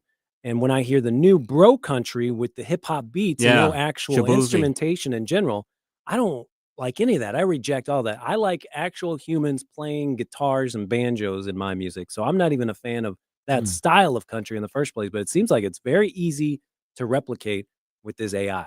All right, let's go to your expertise, your genre here. Movies. We've talked about this a little bit before. You know, it takes a lot of creativity to come up with movies and everything. But way AI is advancing now, Joy. I mean, can AI make a movie that grosses $100 million a year, or $100 million? Is that possible in the near future? And what are the limitations? It seems like the limitations currently are whenever you do make an AI video, it's pretty good for 15 or 30 seconds. So to make a feature-length film, that seems nearly impossible in my mind. What's really popping off right now is revenge porn with AI. There was just an episode of South Park where this girl breaks one of the kids' hearts. So he has Santa Claus pee on her in a video and then spreads that around, and all the kids start bullying each other. And I think that's what's becoming really popular, especially with this.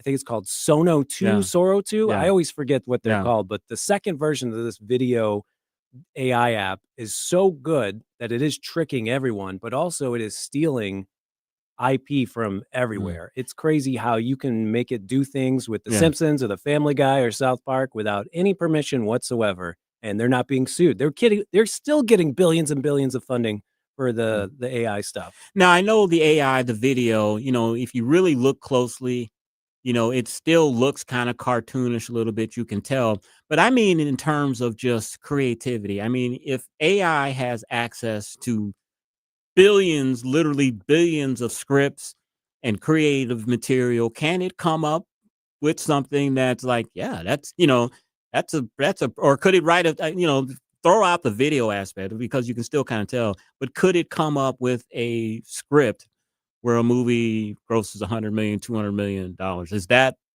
you think that's possible? I don't think so. There's just something about humor and subtlety that the AI isn't getting, and it's just going off of other things that have already been created. So you're just making. But you know my criticism. Of course. That's movies today anyway. There is no really originality or something you haven't seen before. I mean, it's crazy how much money these AI companies are getting, this open AI, but they're not actually generating any funding whatsoever. Like they're not making a profit, but everyone is hopping onto this bandwagon, and it seems like it's going to bankrupt the entire world based on the billions that they're getting and not providing anything for it.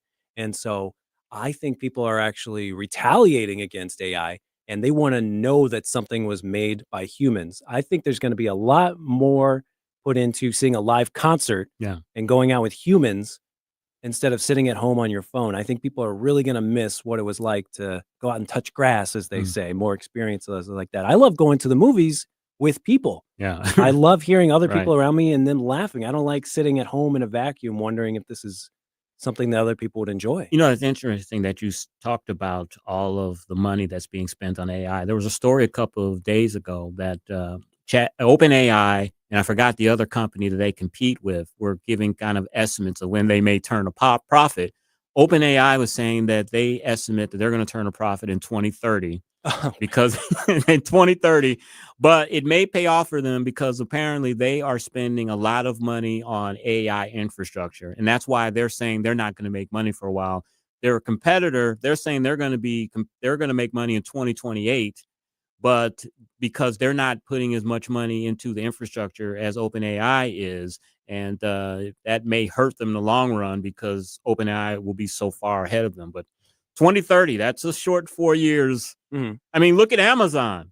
Amazon did make money for what? The first 20 years of its existence, damn near? Has it been around that long? Oh, it's been around, since 98 or something. Remember, Amazon did make money for years, but people and I always wondered. I was like, how in the world is Amazon still in business? Why are people giving them money? Why are people so bullish on them?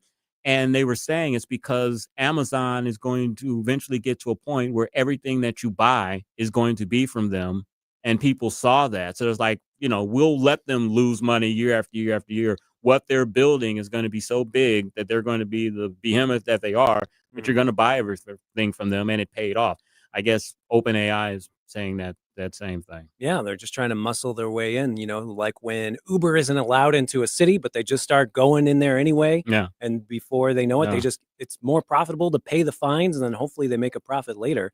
That's what it seems like with AI. They're just going to keep committing all these IP thefts. Hopefully they can settle with all of Hollywood in a class action suit, and then they can continue to steal for the rest of eternity. But I would like to see them shut down, or regulated somehow. Yeah.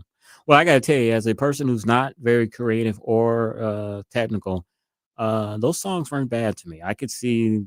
I would have never known that those were AI generated, and I was kind of bobbing my head a little bit too, especially the R&B one. The Sono, I think it's SONO. You just go on there; it's free, and you could put in any lyrics you want, what genre, and then it spits out a song. And Mike Ferguson has played the one Alligator Alcatraz. That's one of his AI songs, and they play it all the time, and it gets people laughing. So how's this going to work when one day Breaking Russ and Kane Walker win like Grammys? Who's going to pick the Grammy up for them? You know what? Maybe it's not as different as our animated bands that we've had, like the Gorillaz. That was a bunch of animated monkeys that had hits. And then now we have K-pop Demon Hunters. Yeah. We have anime characters that have hits. So it's kind of on the verge of that. Yeah, but they had that at Chuck E. Cheese, animated gorillas and all that stuff. Is that what you're saying? I'm saying Chuck E. Cheese is going to go on stage and accept a Grammy. No, it's all going to be owned by one corporation. Jeff Bezos is going to own it all, and he's going to go accept the award. He already does. Yeah. All right, 522. Great discussion there. AI music, is it the future? Joey says no. I say yes. That sounded pretty good to me. Coming up, we're going to speak with Curtis Houck. He's managing editor of Newsbusters. We'll talk about the late night host kind of pissed off at Chucky Schumer. Listening to the Tim Jones and Chris Arps show on 1019 94.1 News Talk STL.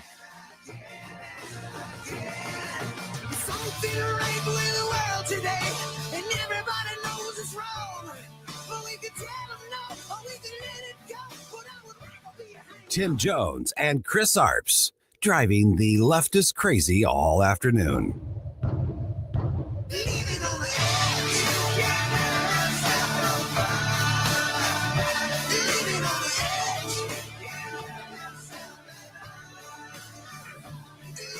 From the Michaels Flooring Outlet Weather Center.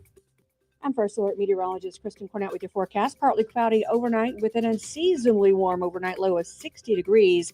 Mostly sunny, breezy, and warm on Saturday with a high of 78. Clear skies Saturday night as we drop to 45. And then for Sunday, sunny and cooler with a high of 60. That's your First Alert forecast. I'm meteorologist Kristen Cornett. All the information I need on the drive to work. Mike Ferguson in the morning. I keep it on throughout the day, whether it's local, national, or something big that's happening overseas. News, analysis, and opinion. St. Louis is #1 for conservative talk. News Talk STL. One thing that is definitely not here yet, you can't have AI fix your teeth. That's why you got to go to a great dentist like Dr. Link over at the Dental Link.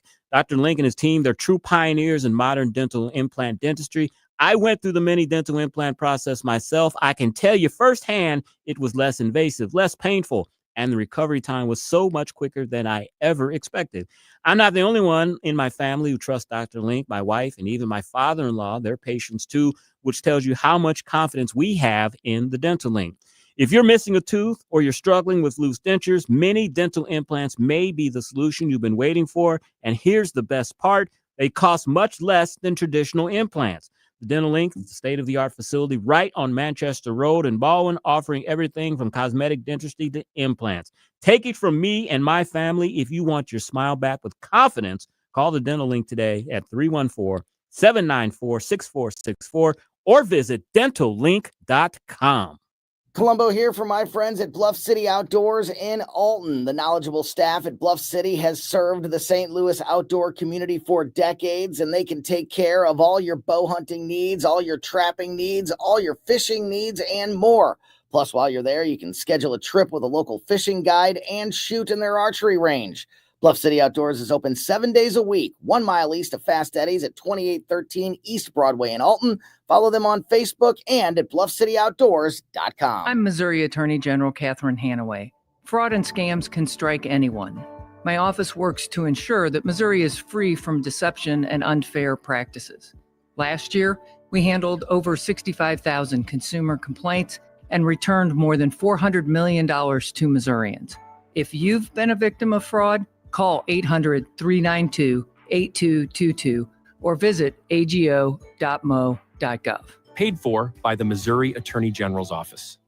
Hey, it's Vic Porcelli here with our great friend Chris Cooper from Serenity Wealth Management. Hi, Chris. How are you, Vic? I don't want to put anybody else down, but when you go up and visit you at Serenity Wealth, your place looks like home. So a lot of financial advisory offices, they have, the big mahogany desk or the big marble entryways and things like that. The stock market channel on the TV when you walk in the door, right? That doesn't really drive a good conversation. Good financial guidance and advice starts with a good conversation. People are nervous. People are afraid to talk about finances, right? And so you can see a little standoffish. Well, my objective is to try to have a good casual conversation. By having those conversations about life, goals, objectives, it's what makes me understand what our financials are supposed to fund. So if somebody does want to have a good conversation, how do they do that? How do they find you? Our website is the best way to do that because you can get all the information you need to understand where we are, get a little bit more information, all that. SerenityWealthNow.com. Reach out to Chris and Stacy today at SerenityWealthNow.com. Investment advice offered through Fortis Capital Advisors, LLC. If you have a phone, you have a radio. Download the all-new News Talk STL app. Love the all-new app. And listen anytime, anywhere.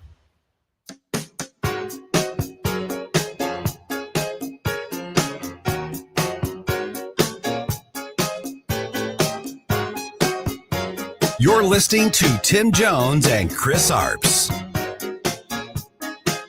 He came from somewhere back in hell long ago. The sound of the fool don't see, trying hard to recreate what had yet to be created. They f***ing caved on the shutdown. Not even a full week removed from the best election night results they've had in years. You had the wind at your back. Democrats, you sold out the entire shutdown not to get what you wanted, but for a promise to not get what you wanted later. 527 on the Tim Jones and Chris Arps show. And Jon Stewart there, a little angry that Chucky Schumer and the Democrats caved. Let's get some more thoughts on that from Curtis Houck. We had him on last week. Great guest. He's managing editor at Newsbusters. Curtis, how are you, my friend? Good to be with you guys. Man, sounded like Jon Stewart was about to bust an aneurysm there or something. Well, he's pretty pissed, huh? I know, right? He is not happy. I mean, I think the main thing is, they got caught. That's really the thing. By caving, they are admitting that they were the ones that caused the shutdown in the first place. Because we obviously, my job, we watch the media. And what's interesting and what was different about this shutdown versus the other ones was they would talk about only half of the story. In a shutdown, the media coverage do one of two things. They talk about who's to blame and what are the effects of the shutdown. This time, they only talked about the effects of the shutdown and far less about who caused it. And so by Democrats caving, and even sound bites from some of these Democrat senators, particularly Angus King and Shaheen, saying, well, we didn't get anything and it wasn't going to get any better. It gave away the game to everyone listening and anyone with a pulse that the Democrats rolled because they were the ones who started this thing in the first place. Mm-hmm. And they knew that they were not going to win. And especially if you don't engage on the merits about these Obamacare subsidies, people hundreds of % above the poverty line receiving help on the Obamacare exchanges. Oh, that's a commentary about the not so affordable care act than really anything else. Curtis, I believe this also, too. I think the Democrats saw the tea leaves that, look, we've got Thanksgiving coming up. That's the busiest travel holiday of the year. We were already starting to see a lot of disruptions in airline travel. I think it would have gotten to the point where Americans would have been so pissed off. They were going to blame both Democrats and Republicans equally. I think Chuck Schumer and the smart 8 Democrats who decided not to open up the government saw that. I think the blame was going to be even across the board when people are like stuck in the airport trying to go see grandma. Oh, exactly. And 2 quick points on that. Number one, the 8 Democrats who did vote for this to reopen the government, there were the 3 who had been consistently voting, Angus King, John Fetterman, and Cortez Masto. But when it was all said and done, all 8 of those Democrats are in one of 2 camps. They're either A, not up next year in the midterms, or B, they're leaving the Senate altogether. So no current Democrat, John Ossoff, voted no. So it's going to be malpractice if the NRSC does not make ads about this, that John Ossoff voted to keep the government closed, which obviously his state includes the world's busiest airport in Hartsfield-Jackson. And the other point is you're exactly right that, when it comes to the holiday travel, what's been going on in the skies is definitely a mess. ABC News tried to say that, Secretary Duffy is doing this without any evidence. I mean, they themselves had reported on stories about empty towers at major airports for weeks. Yeah. So the idea that, the Trump regime just did this willy-nilly without any proof or backing to intentionally cause harm in the American public, no one was going to believe that. And one of those Democrats that voted to reopen the government, John Fetterman, I don't know if you probably know this, he has written a new book. Apparently yesterday he got sick and fell and had some heart issues. But one of the things that I found very interesting from an excerpt of the book, that he admitted that he should have quit the race in 2022 when he ran. And when I read when I read that clip, I was like, duh. Duh.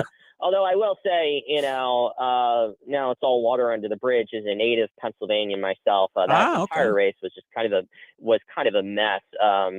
Dr. Oz, nice guy and everything, but he was like Hillary Clinton trying to run for the Senate from New York. I'm a New Yorker just like you in the year 2000, despite having lived in the White House and having been living in Chicago and Arkansas her entire life. He was kind of carpetbagging in there with the support of the president, but. Be it as it may, it has all worked out, unfortunately, because John Fetterman believes that we conservatives are human beings with inherent dignity. He's probably going to get primaried. Democrats do not like that. He points out the fact that I vote with you, it's like 91 or 93% of the time. And if you think that is not good enough for you, that says more about you than it does me, which is exactly correct.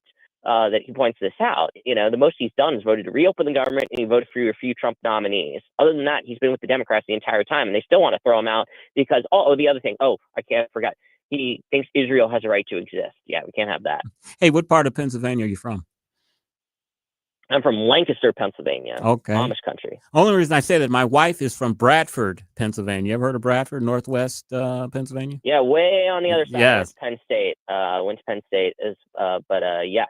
Lancaster, wife's from Lidded, families from New Holland, Pennsylvania. So amazing place, part of the country. Wish I lived there instead of the swamp in Washington, D.C., but, another must be made. Another interesting tidbit out of Fetterman's book yesterday. I always kind of wonder what was the beef between him and Josh Shapiro, and he kind of spelled it out. That when he was lieutenant governor and Josh Shapiro was attorney general, they both were on the pardon board. Fetterman wanted to let anybody with a pulse go if they came for the pardon board. Shapiro was a little more cautious, and that started the row between them. And then I read that in an open mic during one of the hearings, Fetterman called him an a-hole. Your thoughts on that? Yeah, I mean, I think, I could tell you guys, too, the thing is, this goes a lot deeper than that. I mean, just from the fact that Fetterman is from Pittsburgh, Shapiro, wealthy kind of guy from the Philadelphia suburbs. We all know that kind of type, pretends to be a moderate. Right. Fetterman is very clear about his policy positions. He's not really ambiguous about anything. And it's also the personality. Shapiro has always been the kind of guy who's always angling for the next office and always making broad statements and grandstanding. Whereas Fetterman, even before the stroke, he was not that kind of guy. So it even just boils down to just who they are as people that led to them not really getting along. And that's one of the interesting things you don't really see a lot in the media coverage, because obviously they don't want to portray any sort of Democrats in disarray, of course, except, people like Fetterman, though. Notice, guys, too, one of the biggest media adages is people like Fetterman, when they cross the aisle, it's like, what is wrong with these people? Like, but when Republicans cave, John McCain does the thumbs down. Oh, yes, noble statesman, party over country, or country over party. Curtis, we've had some of the Democrats have leaked some of the files on the Epstein matter. The 218th vote was cast for this discharge petition to have these files released.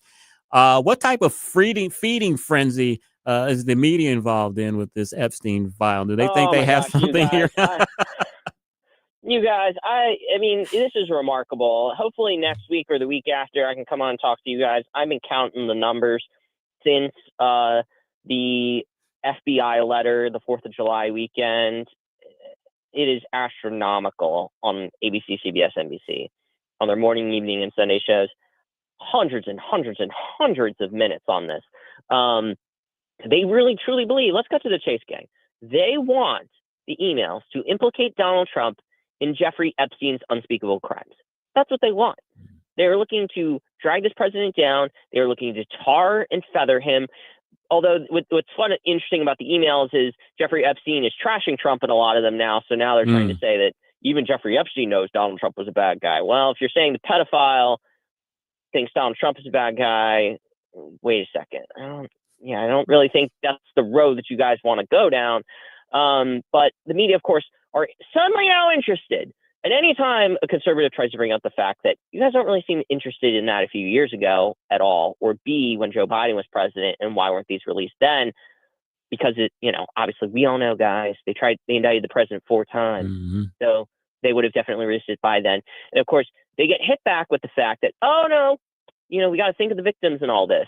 You can't hide behind any sort of facade now, because we know it is inherently political.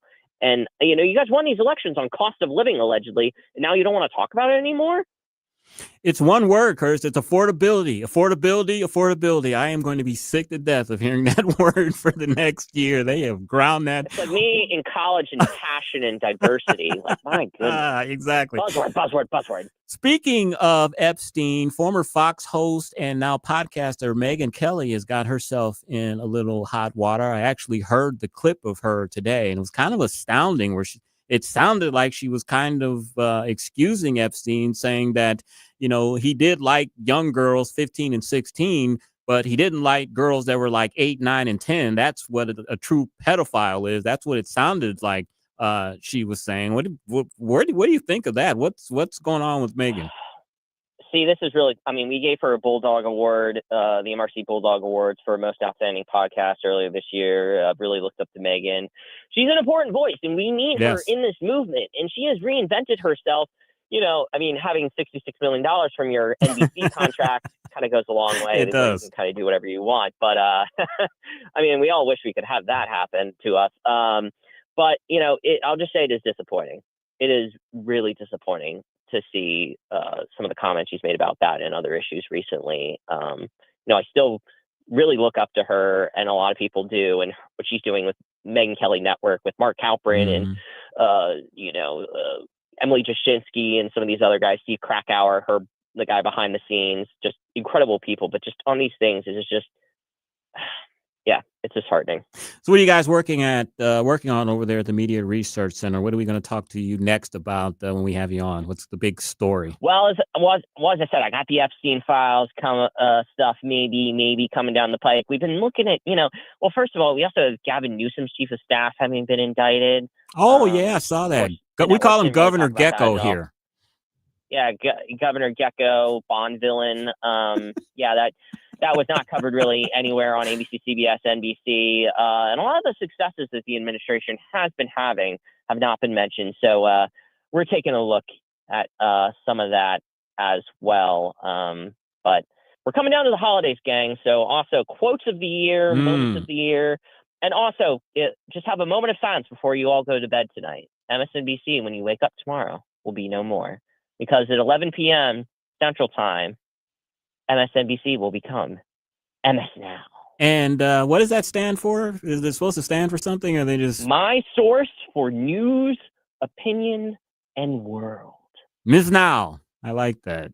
Ms. Now, $20 million ad campaign, guys. Yeah, how about that?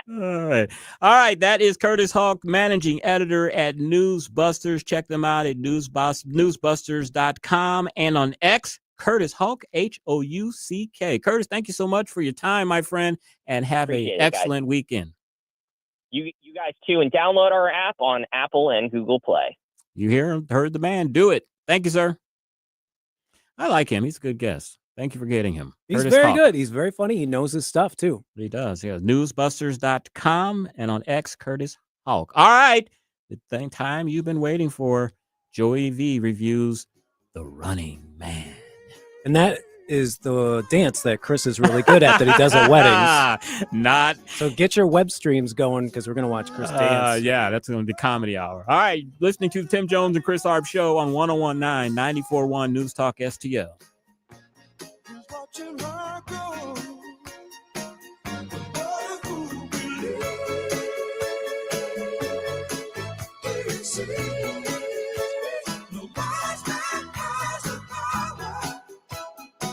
Like and subscribe to us on Rumble.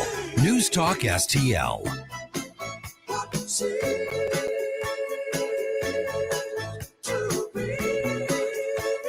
From the Michaels Flooring Outlet Weather Center. I'm First Alert meteorologist Kristen Cornett with your forecast. Partly cloudy overnight with an unseasonably warm overnight low of 60 degrees. Mostly sunny, breezy, and warm on Saturday with a high of 78. Clear skies Saturday night as we drop to 45. And then for Sunday, sunny and cooler with a high of 60. That's your First Alert forecast. I'm meteorologist Kristen Cornett. Number one for live and local conservative talk. All of these collaborators should be shaved, pajamaed, and spit on. People that may be a little off balance are hearing these, quote, leaders. 1019 and 94.1 News Talk STL. Looking for a fresh eating alternative for you and your family? Head on over to CJ's Restaurant and Bar in O'Fallon. CJ's literally offers something for everyone, from young to old. We're a casual American eatery with a wide-ranging menu of pastas, salads, and sandwiches, all served in a comfortable, warm environment with a family-friendly atmosphere. From vegetarian options to hearty classics. We offer dine-in, carry-out, catering, and even have a banquet room for your special events. Come see us or visit us on the web at cjsofallon.com. Hey, it's Susie Moore. If new flooring makes you think hassle, think again, because Michaels Flooring is changing the game. For over 30 years, Michaels has been locally owned and trusted for quality, variety, and amazing service. Whether it's carpet, hardwood, laminate, luxury vinyl, or ceramic tile, their expert team makes installing new floors exciting, not stressful. That's why customers keep coming back.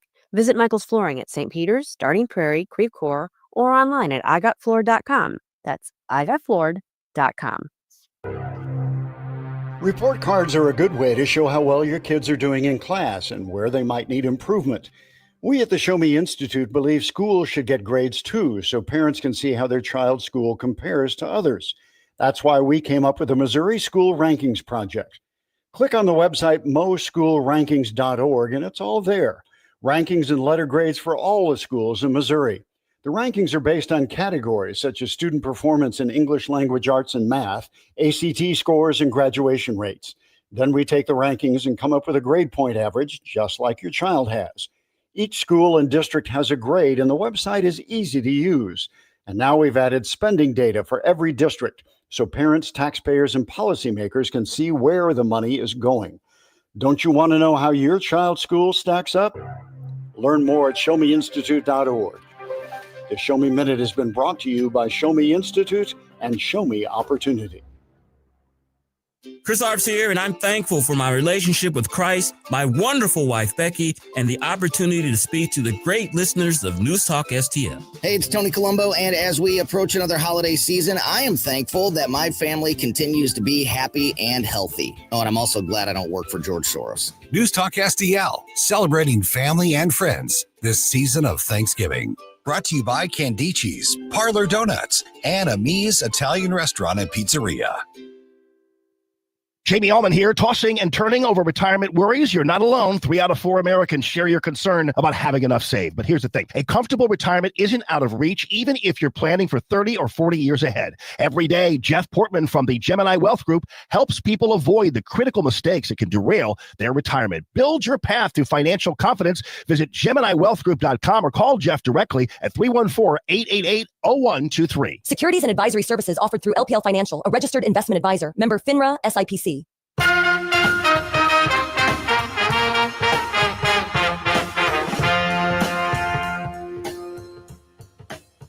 You're listening to Tim Jones and Chris Arps.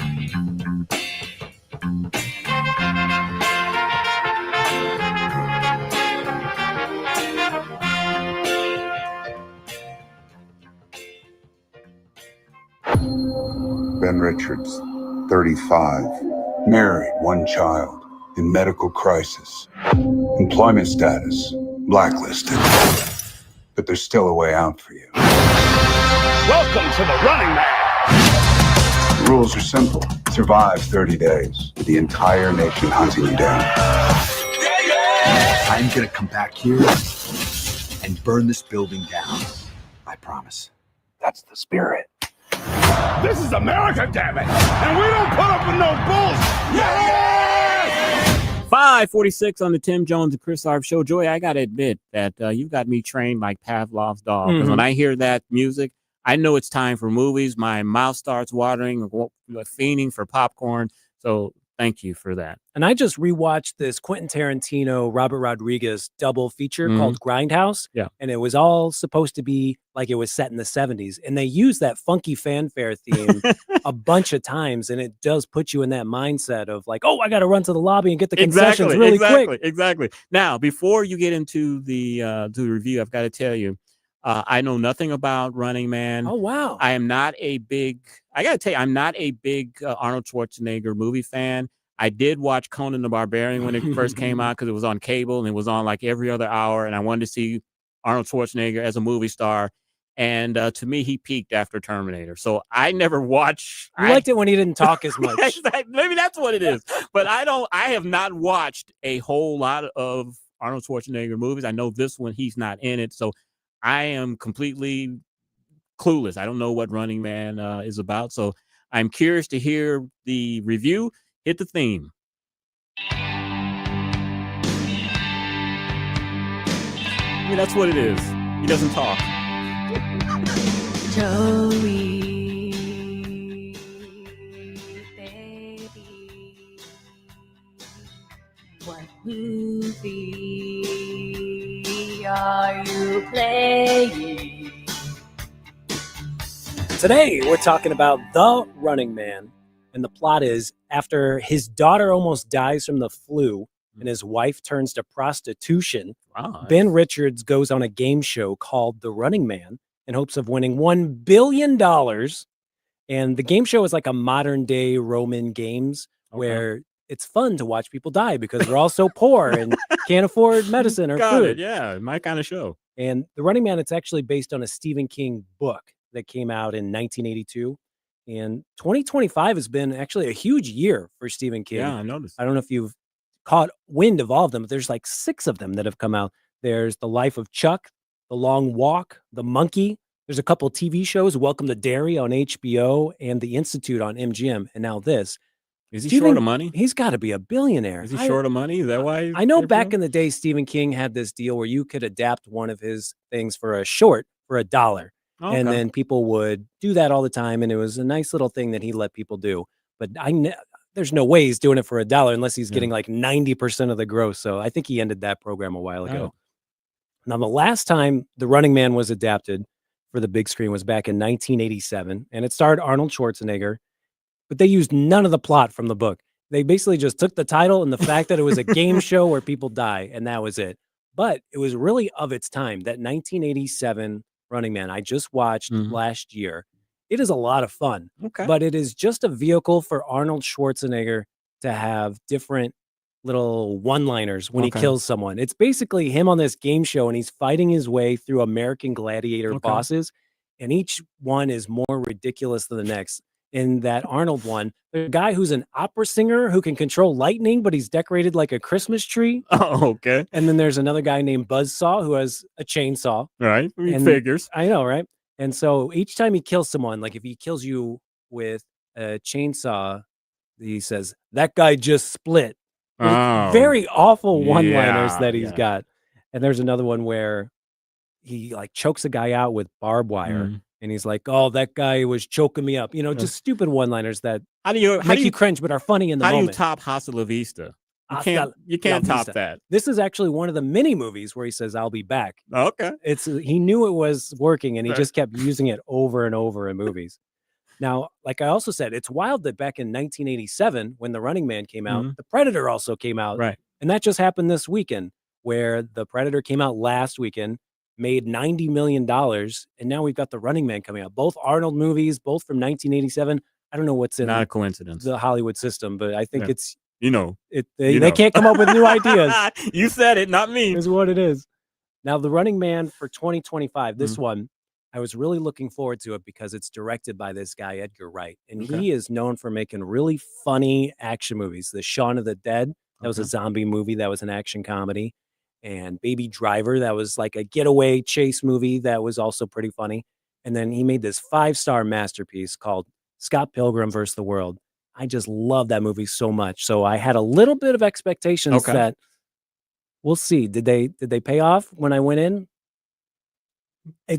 There's a tonal shift in this movie that doesn't fit. It seems like Edgar Wright wanted to adapt his favorite book, the Stephen King Okay. book, but he also wanted to have this guy, Glenn Powell, who is just like a smiling machismo machine. Right. He's ripped and he's always got the one-liners himself. Right. But that doesn't really fit with adapting this Stephen King book. This Stephen King book is super dark and depressing. And so the tone is way off. There are scenes where things are silly. There is Coleman Domingo, who is Okay. playing the game show host. Okay. And he is just hilarious. He is bombastic. He is over the top. The one thing that people absolutely loved that thought was genius about that 1987 Running Man is that they cast Richard Dawson as the game show host, Okay. which is genius casting, right? He is Yeah. the guy who hosted Kiss Family Feud. everybody. He Kiss kissed all- your grandma, he kissed your wife right in front of you. So the fact that Richard Dawson was also kind of a creep at the time, Yeah.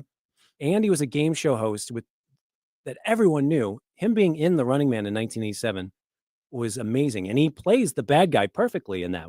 Now with this one, when I had heard The Running Man was coming out, I thought, who would be perfect to be the game show host for today? Steve Harvey. It'd be Steve Harvey, right? Exactly. That's what I'm thinking. Steve You know, Harvey. Steve Harvey doesn't act or work or do anything he doesn't have to. I mean, he's counting his money and smoking Exactly, cigars and exactly. making those stupid faces into the camera when people give stupid questions on the Family Feud.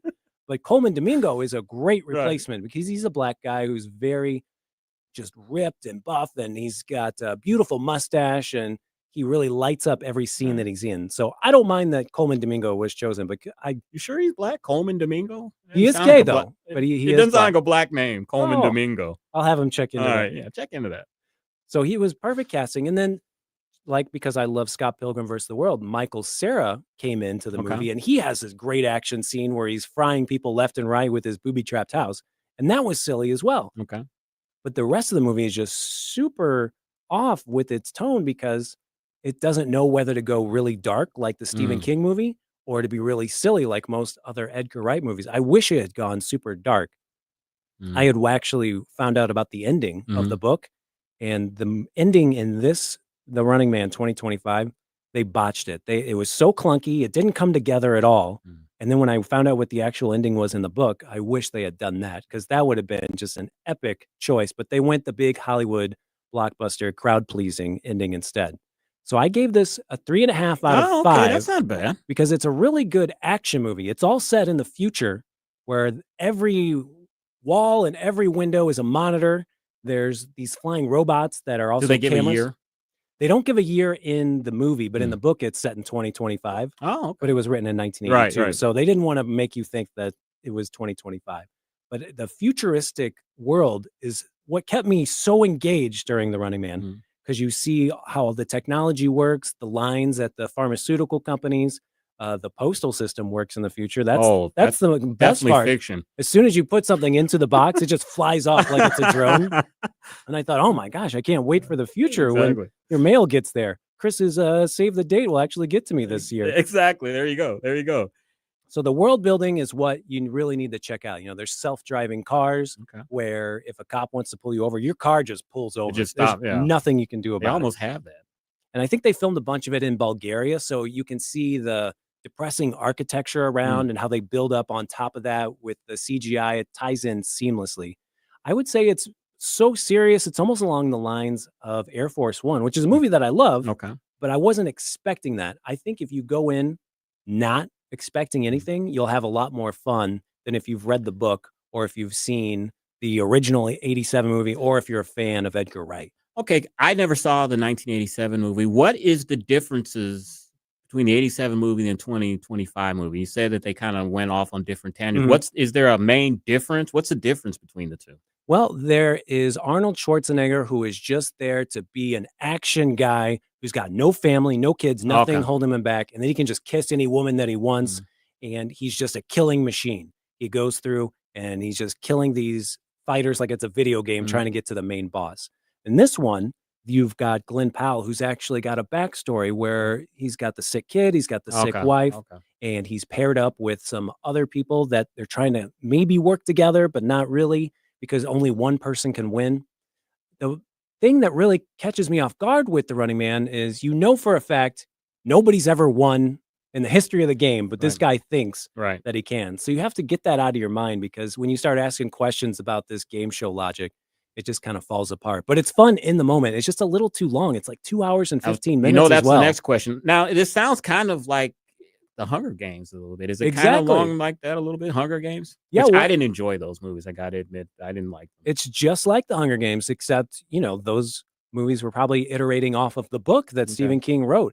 There's other movies that are like this that are just so much better, like RoboCop or Total Recall. Those are insanely violent, but still funny movies that pulled off the tone perfectly. Running Man just kind of misses the mark on the tone. So not as good as I expected, but still worth the price of admission. I was going to say 3.5. That doesn't sound like a movie that you should just wait until it goes on Netflix. That's something that you could take your family out. 2 hours and 15 minutes. That's not bad. The more important question, did you come close to kind of a tear? Not even close. Not even close? The ending was just so clunky that I was confused instead of trying to cry at the end. So that is Joey reviewing The Running Man, 3.5 stars, 2 hours and 15 minutes. You'd recommend it? I would recommend it. All right. Thank you, Joey, so much. You got something on tap for next week already? You know what you're going to see? There's a rom-com called Eternity. What happens when you go to heaven? You get to choose between your first husband or your second husband. Who do you want to spend the rest of eternity with? Oh, my wife, not a husband. We'll see. All right. You've been listening to the Tim Jones and Chris Arps Show. Larry Connors is up next. 1019 94.1 News Talk STL. Drive safe and have a great evening. Kathy Connor from Connor Roofing is here. Kathy, how you doing? Good. Hi, Vic. You know, when you need a roof, I don't want to call a stranger. I want to call you. Yeah, thanks. At Connor Roofing, we're more than just a roofing company. How long have you been doing it? Since 1993. And year after year, storm after storm, you guys are always there. Because this is our home too, Vic. Our kids go to school with your kids. We cheer for the same teams. Go Blues! So support your neighbors. Call Connor Roofing at 314-375-7475 or CONNER roofing.com. Thanks, Vic. I'm Dr. TJ, owner of the Institute of Natural Health, co-owner of Optimal Nutraceuticals, and the host